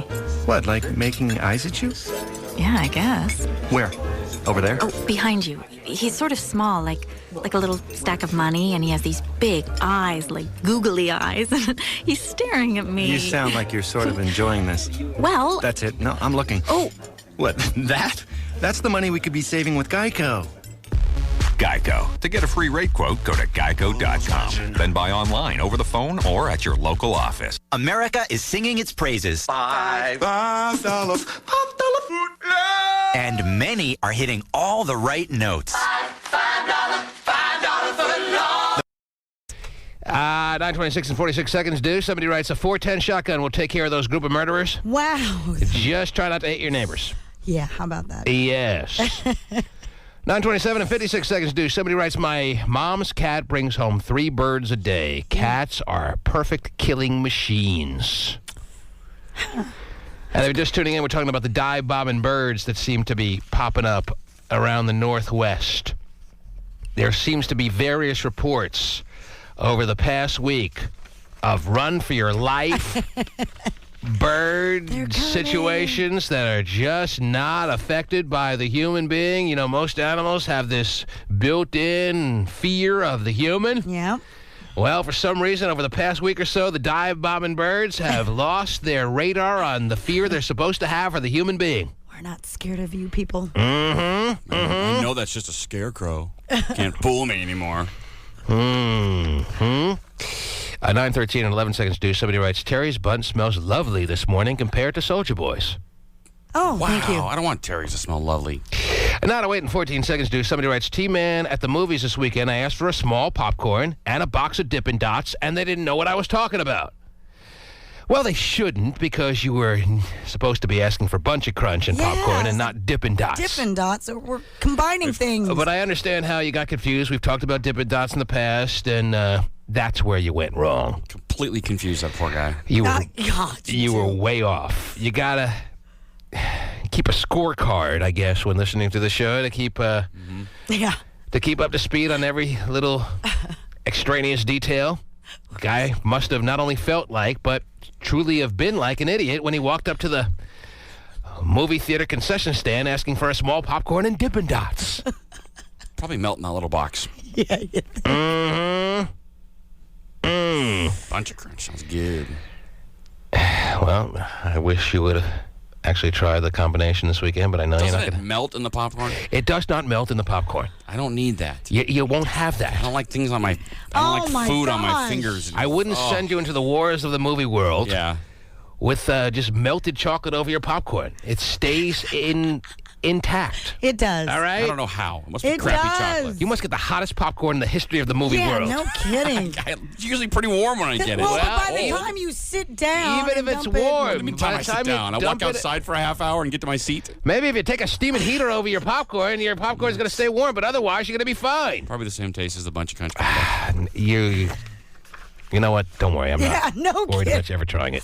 All right? Just know that the listeners out there have done that, and one of your co-hosts has done it as well. Okay, I kind of am. But anyway, little final word, Terry. Got a final word? Final word?